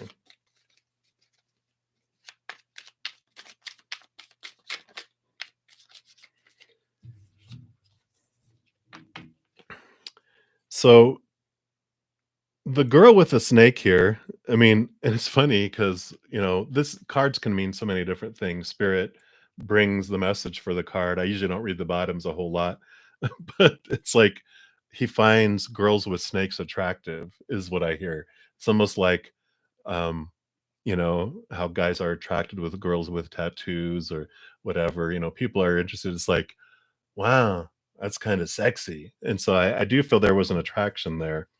Um, but I also have you here is a date, it says meeting someone new. So I feel like there's a date in your future coming up. If it's not with him, then you are going to have a date. So I like that they give us hope. Like, well, if not them, someone, you do have someone, a date coming up here. So you will be meeting someone new. I'm not sure if it's going to be them because I feel like that one's newer.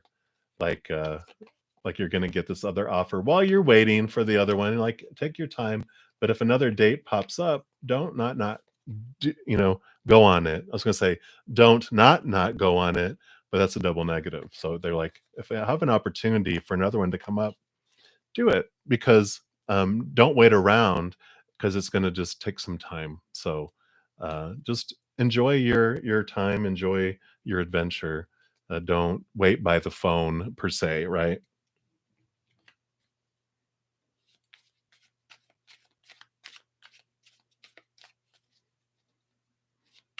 Cool. Yeah. So you don't know how you feel if you feel something special with him. Yeah, and that takes time, right? So cool. Yeah. So be open and just allow time to unfold. What's meant for you will not pass you by. So don't feel like, "Oh my gosh, what if I don't? What if I do?" It's like follow your heart and we can't go wrong. We're here to experience, so we will. So I like that.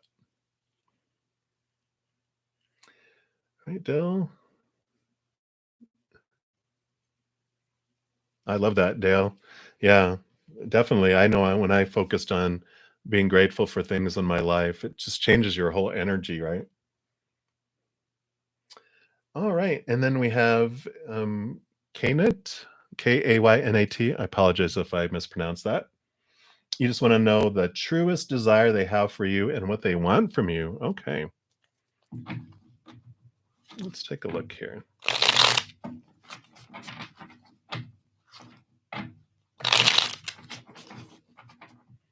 Absolutely, my pleasure, Serenity. All right. So let's take a look here. What are their deepest desire or their desire for you? And what do they want from you? Okay. Let a pink card come out, so that's for you. But what about, okay, more pink, more pink, more pink. They want you to know about you a little bit, but let's see. We did get two black cards come out here. All right. So for their desires for you, they do like you, and they feel like this is a karmic relationship. Like they feel like they've known you from somewhere before, and there is this just they don't know why.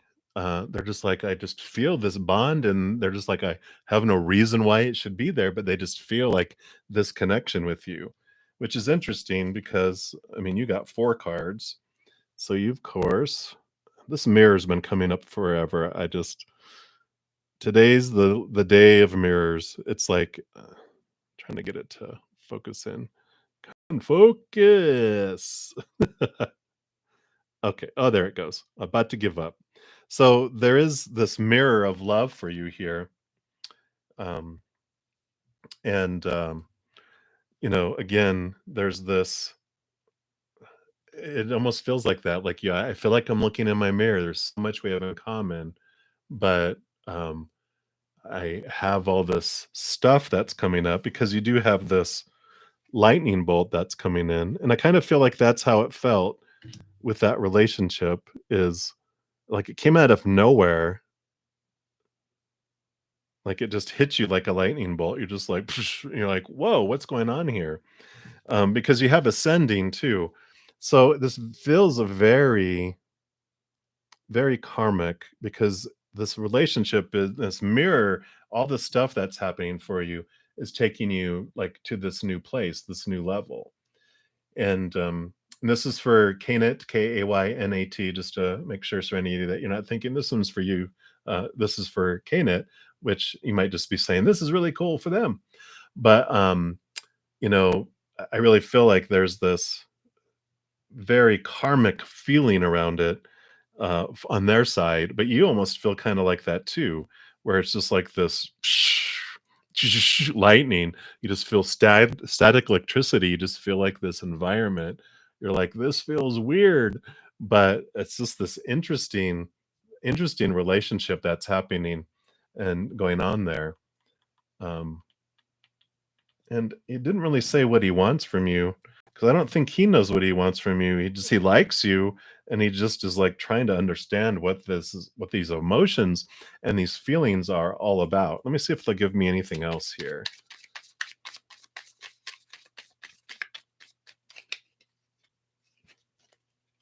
Oh my gosh, because then in twin flames for me is like soulmates. It's like he feels like there's some purpose of why we've met each other. He's just like, I don't know what it is, but I feel like it's for a reason. But I kind of feel like there's this um, bewilderment that he's just taken aback. It's like kind of just, I don't want to say it's freaked him out, but it definitely has him like in this place where he's just like, I don't know, I don't know what is it, what's going on.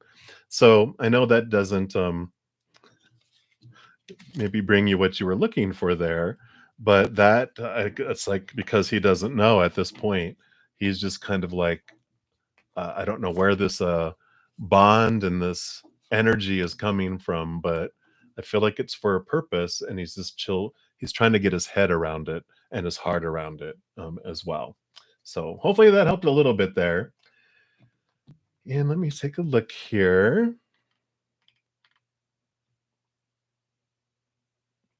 Hey, Laura, welcome. And hopefully you're still hanging around here. You see, you're going back to college soon.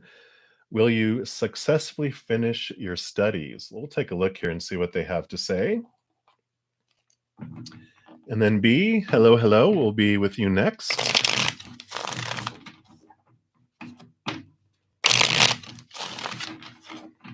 Hey, Sully. I'm doing great. How about yourself?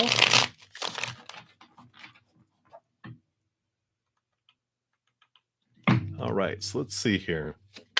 Will studies be successful for Laura?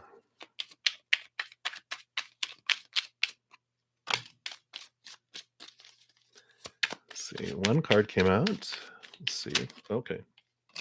And then three others. So your first one, you've got the Two of Wands. And I love this for you because this is about where you're focusing your energy. And the Lover's card, which is about emotional choices. So you have two cards almost of choices so far. And you have the Seven of Cups.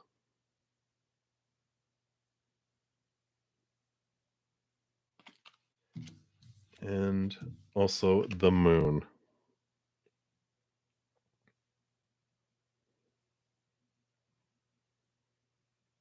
It'll focus. Okay, I think you see enough of that.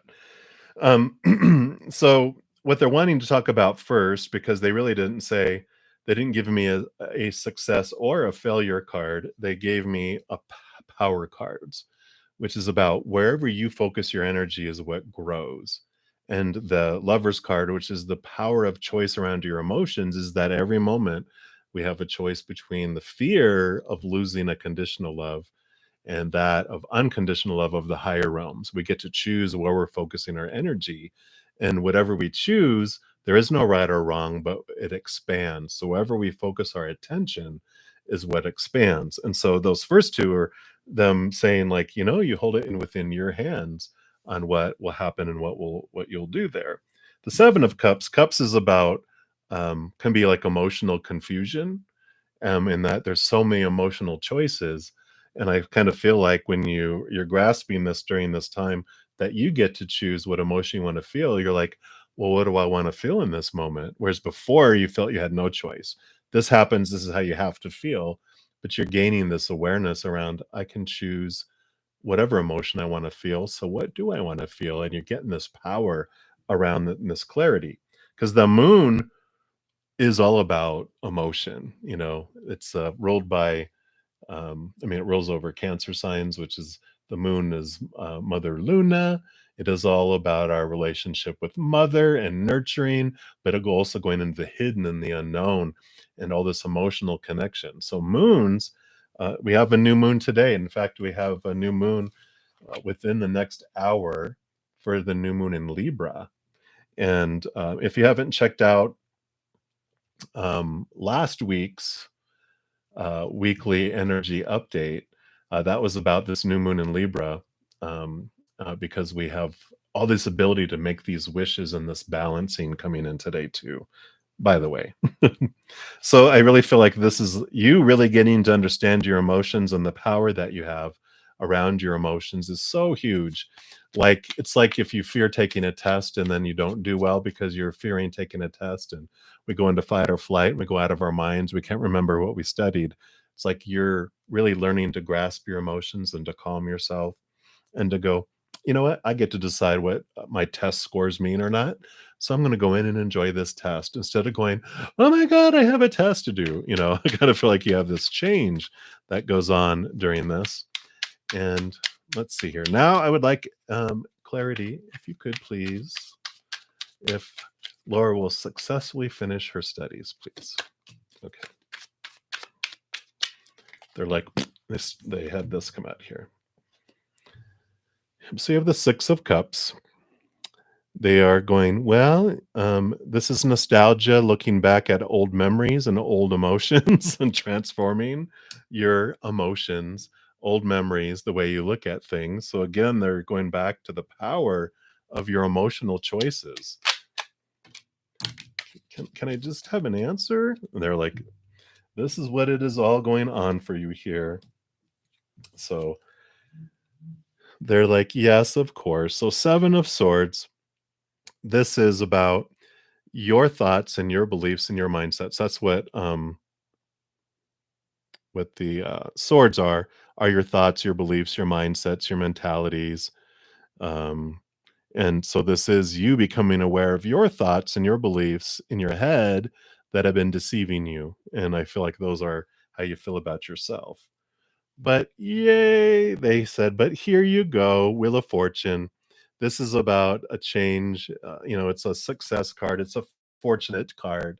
So they're saying, yes, do this work, look into your emotions, understand your fears, understand those beliefs you have about yourself, and you're going to blow the socks off of your studies, because the emotions, I feel like in the past, maybe where those fears are rooted and coming in, is because you had fear of failure, you had fear what would people think and say, and um, maybe you had brothers and sisters who just had this natural gift at school, and you always were compared to them, and instead of being encouraged, you were threatened and discouraged instead. And I feel like you going back and realizing your power over all those emotions, that you can just switch it all around and realize this powerful emotional uh, force to be reckoned with that you are. And then you go in, like you said, you go into a test going, da da da, I'm going to do whatever I want on this test, and I get to decide what it means. And then you're calm and you were, oh, yeah, I remember that one. I know that answer. I know that answer. And you just do very well in those studies. So that's what I'm feeling for you there, Laura. Hopefully that resonates. Let's see here. Okay, very good. Okay, very good. And let me see here. I'm glad that resonated. And if you have additional questions, pop them down. Let me see. All right, B, we are for you. If you're still here, thank you so much for hanging around. And did you have a specific question, B? Or did you just want a general reading? So if you'll just pop that down there, then I will do that next. Let me just see where else we have here.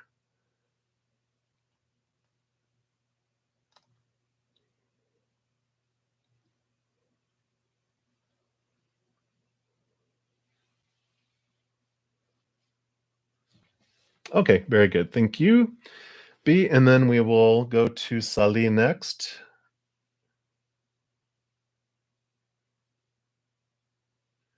And then we will get to you, Che. And then I'm gonna need to cut it off with Che there, because I need to eat. My blood sugar is starting to say, "Hey, you need food." So I appreciate you all for hanging with me here. So let me just jump back up here. So B, you wanted to know just a general, not just a general. A general is great. And where do I want to go? Okay, I do want to go to the divine guidance for you. See what spirit would like you to know, and see if they want me to follow up with tarot after.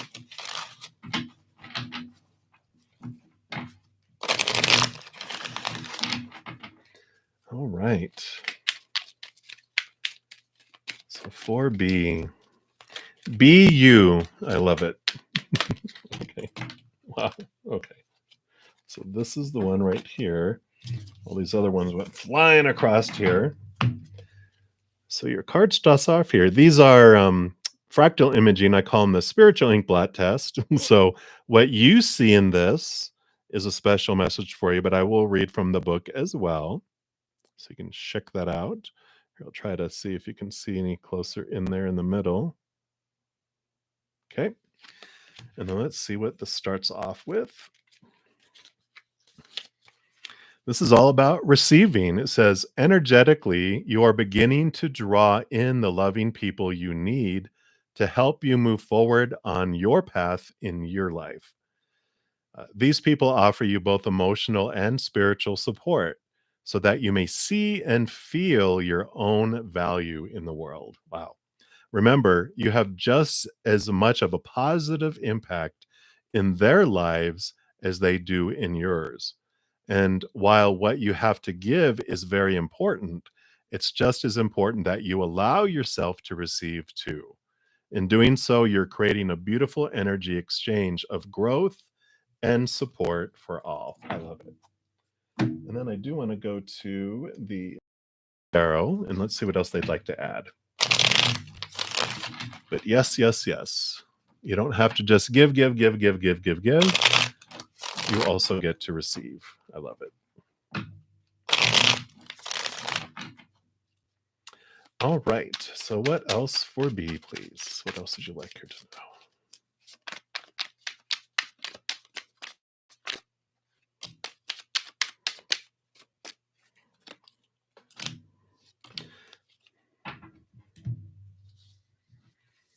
All right. Yep. So you do have the Eight of Cups, which is all about leaving behind emotions that no longer serve you. I love that.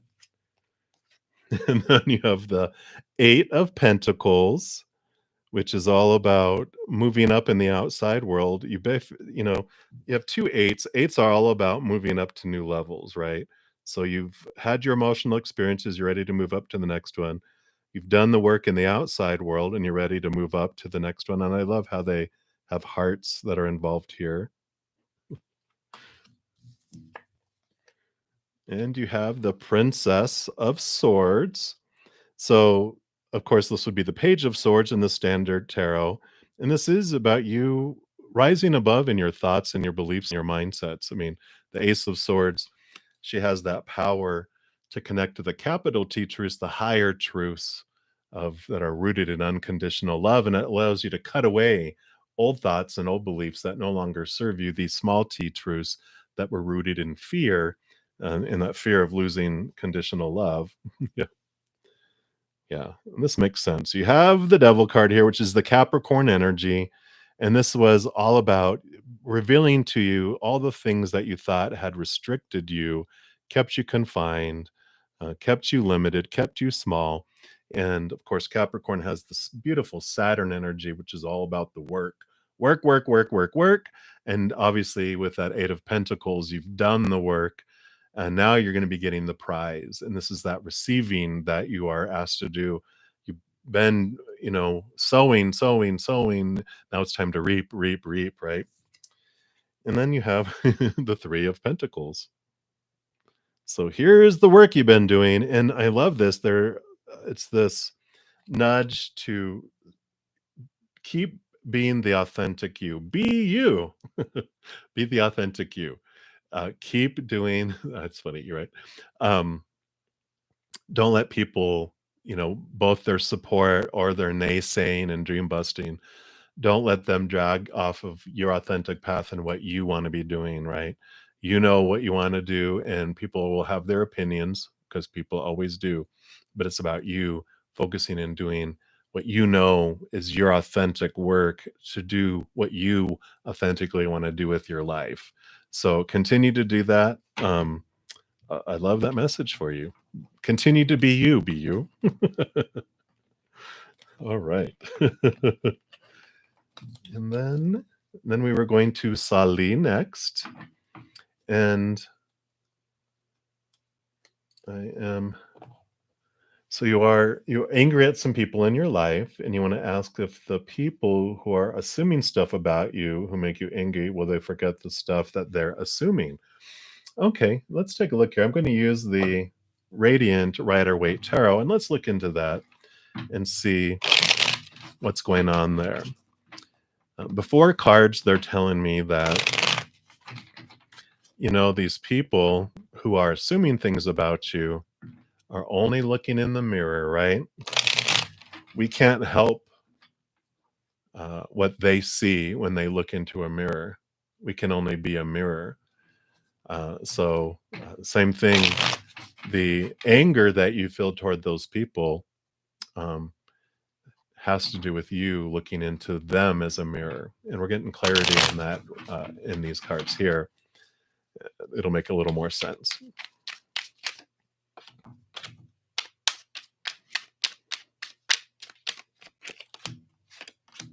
Okay. So you have the Nine of Cups here. Cups are emotions, and the Nine is the wish fulfillment card.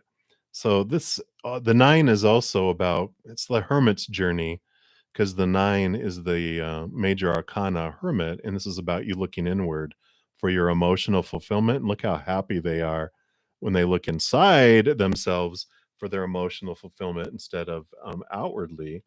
Yeah, I love this one. So you have the Queen of Wands, and this shows that you have so much power within your own hands, that some people will be jealous of the power that you hold and of your ability to get things done and the energy that you can put into stuff. Also represents the little black cat here represents your connection to the spiritual world and your ability to connect to your gut instinct, to the spirit realm. So you kind of have this knowingness that kind of maybe freaks people out a little bit too. Yeah, you have the Four of Swords. Four of Swords. Swords are your thoughts, your beliefs, your mindsets, your attitudes, your expectations. These are all the expectations that you have on the wall over here. And the Four of Swords is what is helping you sleep easy and have peace of mind, because you are having these truths that come in that are giving you clarity around this picture.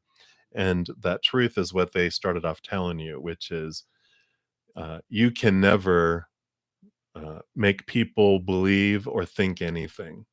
We can make it an easier or a harder choice for people to think things, but you can never control anyone else's thinking.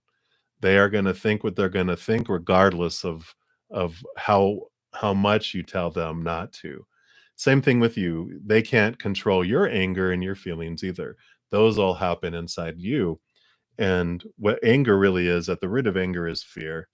And when you look into those mirrors and you're seeing these ugly things that they're saying about you, these opinions they have about you, they only hurt us or scare us if we think that there might be truth around it.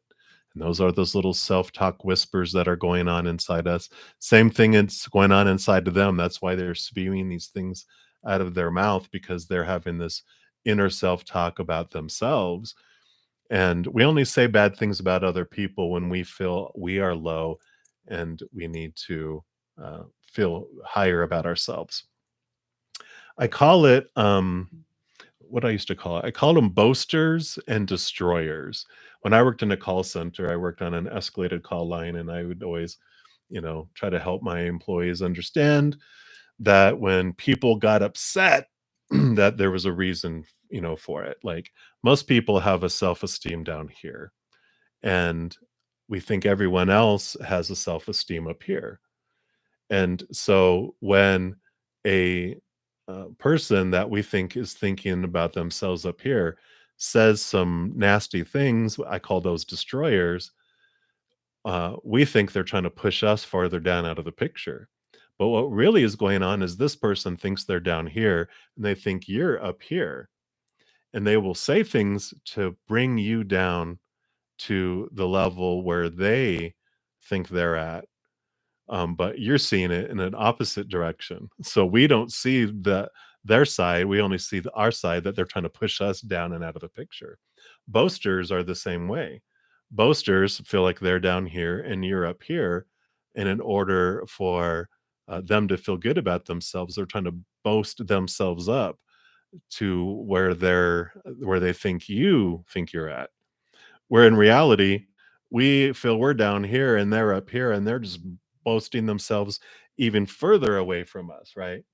And so, that is this what's going on, this interactions is we don't understand what they're seeing. We just know how we're feeling and the impact on us. So we take some deep breaths when we're in fear and anger or any of those emotions that are rooted in fear. We're able to take a step back and see things from a different perspective, from that higher perspective, that capital T truth, and go, oh, their actions have nothing to do with me. That's why they say other people's opinions of you are none of your business, because they don't have anything to do with you. That's an opinion that they're talking about themselves. So maybe when someone says something like, you're stupid, if you flip it around in your mind and realize they're saying to themselves, you're stupid. So they're thinking they're stupid in some way. And then you have more compassion for other people, because you realize they're not talking about me, they're talking about themselves. It really opens your eyes to understanding, what words people say, what they really mean. So hopefully that helps there. I know in the moment, you may not, be up to it to do it when they're attacking you in the beginning. Just go and take as many deep breaths as you can and then refocus on that, going, okay, they're talking about themselves. How is that more true? Oh yeah. It's amazing when you hear people like people who are like always late, how they get upset at people that are always late. And you're just like, it's interesting, they don't see it. They're like, all these people, they're never on time. And you're like, well, neither are you. But that's interesting that they see that mirror reflection and it upsets them because they don't like what it's showing them about themselves. So, all right, Sally, hopefully that helped. Um,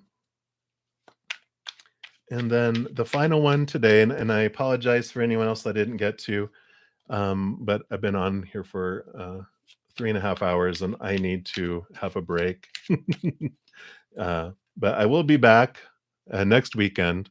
I might even be back Friday evening, it depends, but I will be on YouTube usually around noon Mountain Time, and then usually Instagram in the evening as well. I usually will put something out on my social posts, so make sure to check those out, and I'll keep you up to date. I am eventually going to go live every day. I'm just figuring out when and where and how, getting some other stuff figured out first, but I'm excited to start that.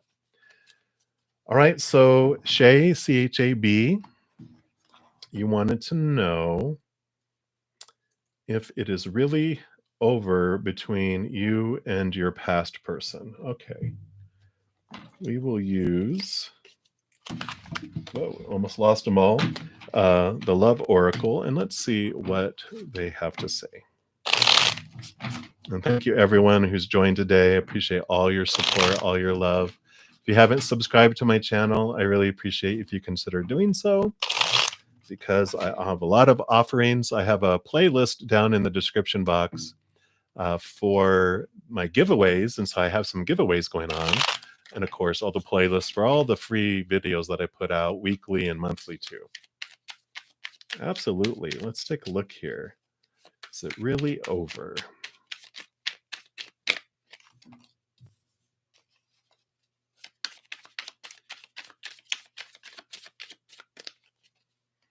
Hey, Janu, I did answer that earlier. So if you want to rewind, I'm actually going to be ending with this last one here, but I did do a reading for you. So if you want to kind of scroll back, I did do it in order so you can kind of see where it might be in there. I know it's a 3.5 hour video, but if you look at the live chat, you'll be able to go, oh, okay, where was I at? And who is he on? You can kind of go back to there. Okay. Let's take a look here.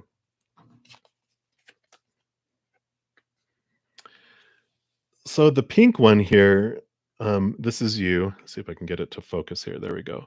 So you have your healing heart. So you're kind of mending your heart, and you're in this process of trying to kind of put it back together. And this one does show that they are interested in talking, but I'm not sure. Let me see if they'll give us any clarity on what those intentions are of the talking there.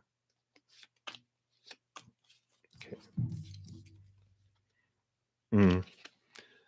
So they're not showing their true feelings, which I kind of feel like that's part of the problem, isn't it?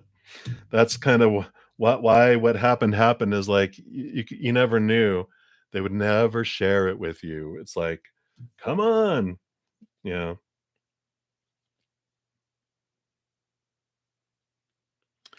Well, because they also had this heart with a key here, so they do have. They're looking for something to unlock their heart, but their mask, they're just so hesitant. It's like they hid the key for their heart and they don't know where to find it. And like they're interested in talking, but they don't know their own feelings. I kind of have this. They just showed me like this example of unplugging like a stereo, and it's like they don't feel emotions. It's almost like they kind of feel numb at times because they had so much pain in different areas of their life before that they unplugged it, and they're like, "I forgot where I put the adapter to plug it back in, and but I'm afraid of the emotions because they had the volume so loud. Anytime they try just plugging back in the stereo, it's on this really loud music at the highest volume, and they're like, "Ah," and they quickly unplug it. And I feel like they're learning it's like I don't know why they're showing me this. They're reading through their radio instruction manual going, "How do I turn that volume down? How do I do this?" And because they're doing all this, but it's just like they're the mask is because they don't know how they feel and how to feel. But then when they do connect and feel, it's overwhelming and they disconnect it really quick and they kind of just detach. So I feel like they think they're interested, but they just don't know how to feel. And so I don't know if that it's like, is it really over?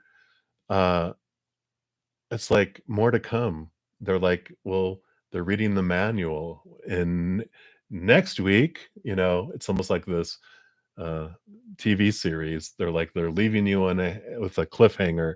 Will they get back together next week? We'll see. Will they figure out their radio how to run their emotional radio? And it's like, huh. So kind of feel like I know, right? They're kind of weird today. Maybe it's that Libra energy we're going into. I'm in air sign sun, so I understand they're getting all, ooh, that energy is starting to bloop bloop bloop because we're coming right upon this new moon here in about 10 minutes or so. So if you guys haven't checked out any of my social media today, either Instagram, Facebook, or Twitter, I did put out a Libra list of all the emotions or the themes that come with Libra. So if you wanted to make some new moon wishes, make it within 8 hours of the time frame that I put on there when the new moon is happening. In fact, I should be able to. I think I have it here. So 3:54 p.m. Mountain Time. So that's what 3:54 is about 18 minutes from now is when the new moon hits. So you can start making your new moon wishes. And if you make them in the theme of Libra, then they will be even more powerful with all the different energies of Libra. So let's see if they'll tell us anything else, Shay. This will be my final reading. I'm sorry for everyone else that has come in just moments ago. I'm going to need to be signing off because I'm almost up on 4 hours now. And my butt cheeks have gone numb. No, I'm just kidding. So you have coffee cup. So there is about a conversation here. I don't know if it's just going to be friends. That's kind of just like coffee talk. No pressure around it. Just go have some conversations. If you don't want to put time in for it, that's your definitely your choice, right? What's meant for you will never pass you by. So I would definitely, um, if a meeting is possible, meet, hang out. Just let things unfold though, because they need time to work on their user manual. Yeah. So you got the Four of Cups here. This is you. Here's the, outside emotions and stuff. You're just not fulfilling. It's not filling you up. You're looking for a new love. You're looking for new things. So, they're saying you have a new offer for higher love, for deeper love, for more loving understanding. So I would take that as spirit going, here, drink this instead. And you're like, well, there's these 3 cups here. And you're like, did you like how they tasted? Meh, it was all right. I go, well, here, try this. And so they're offering you a different love, a different perspective for love too. So I would probably take that as you get to do what you want to do, but hey, come over here. All right. Well, I'm going to leave that there. Again, thank you everybody so much for joining me on this live. I feel it's such an honor. I can't believe it's almost been 4 hours. It just flew by. Thank you so much for trusting me to connect with spirit. It means a lot. I am honored. And please know every second of every day of your life that you are unconditionally loved by the creator of all things. And of course, I love you too. Thank you so much, guys. We'll talk to you soon. In the meantime, you hang in there and you take care. Bye bye.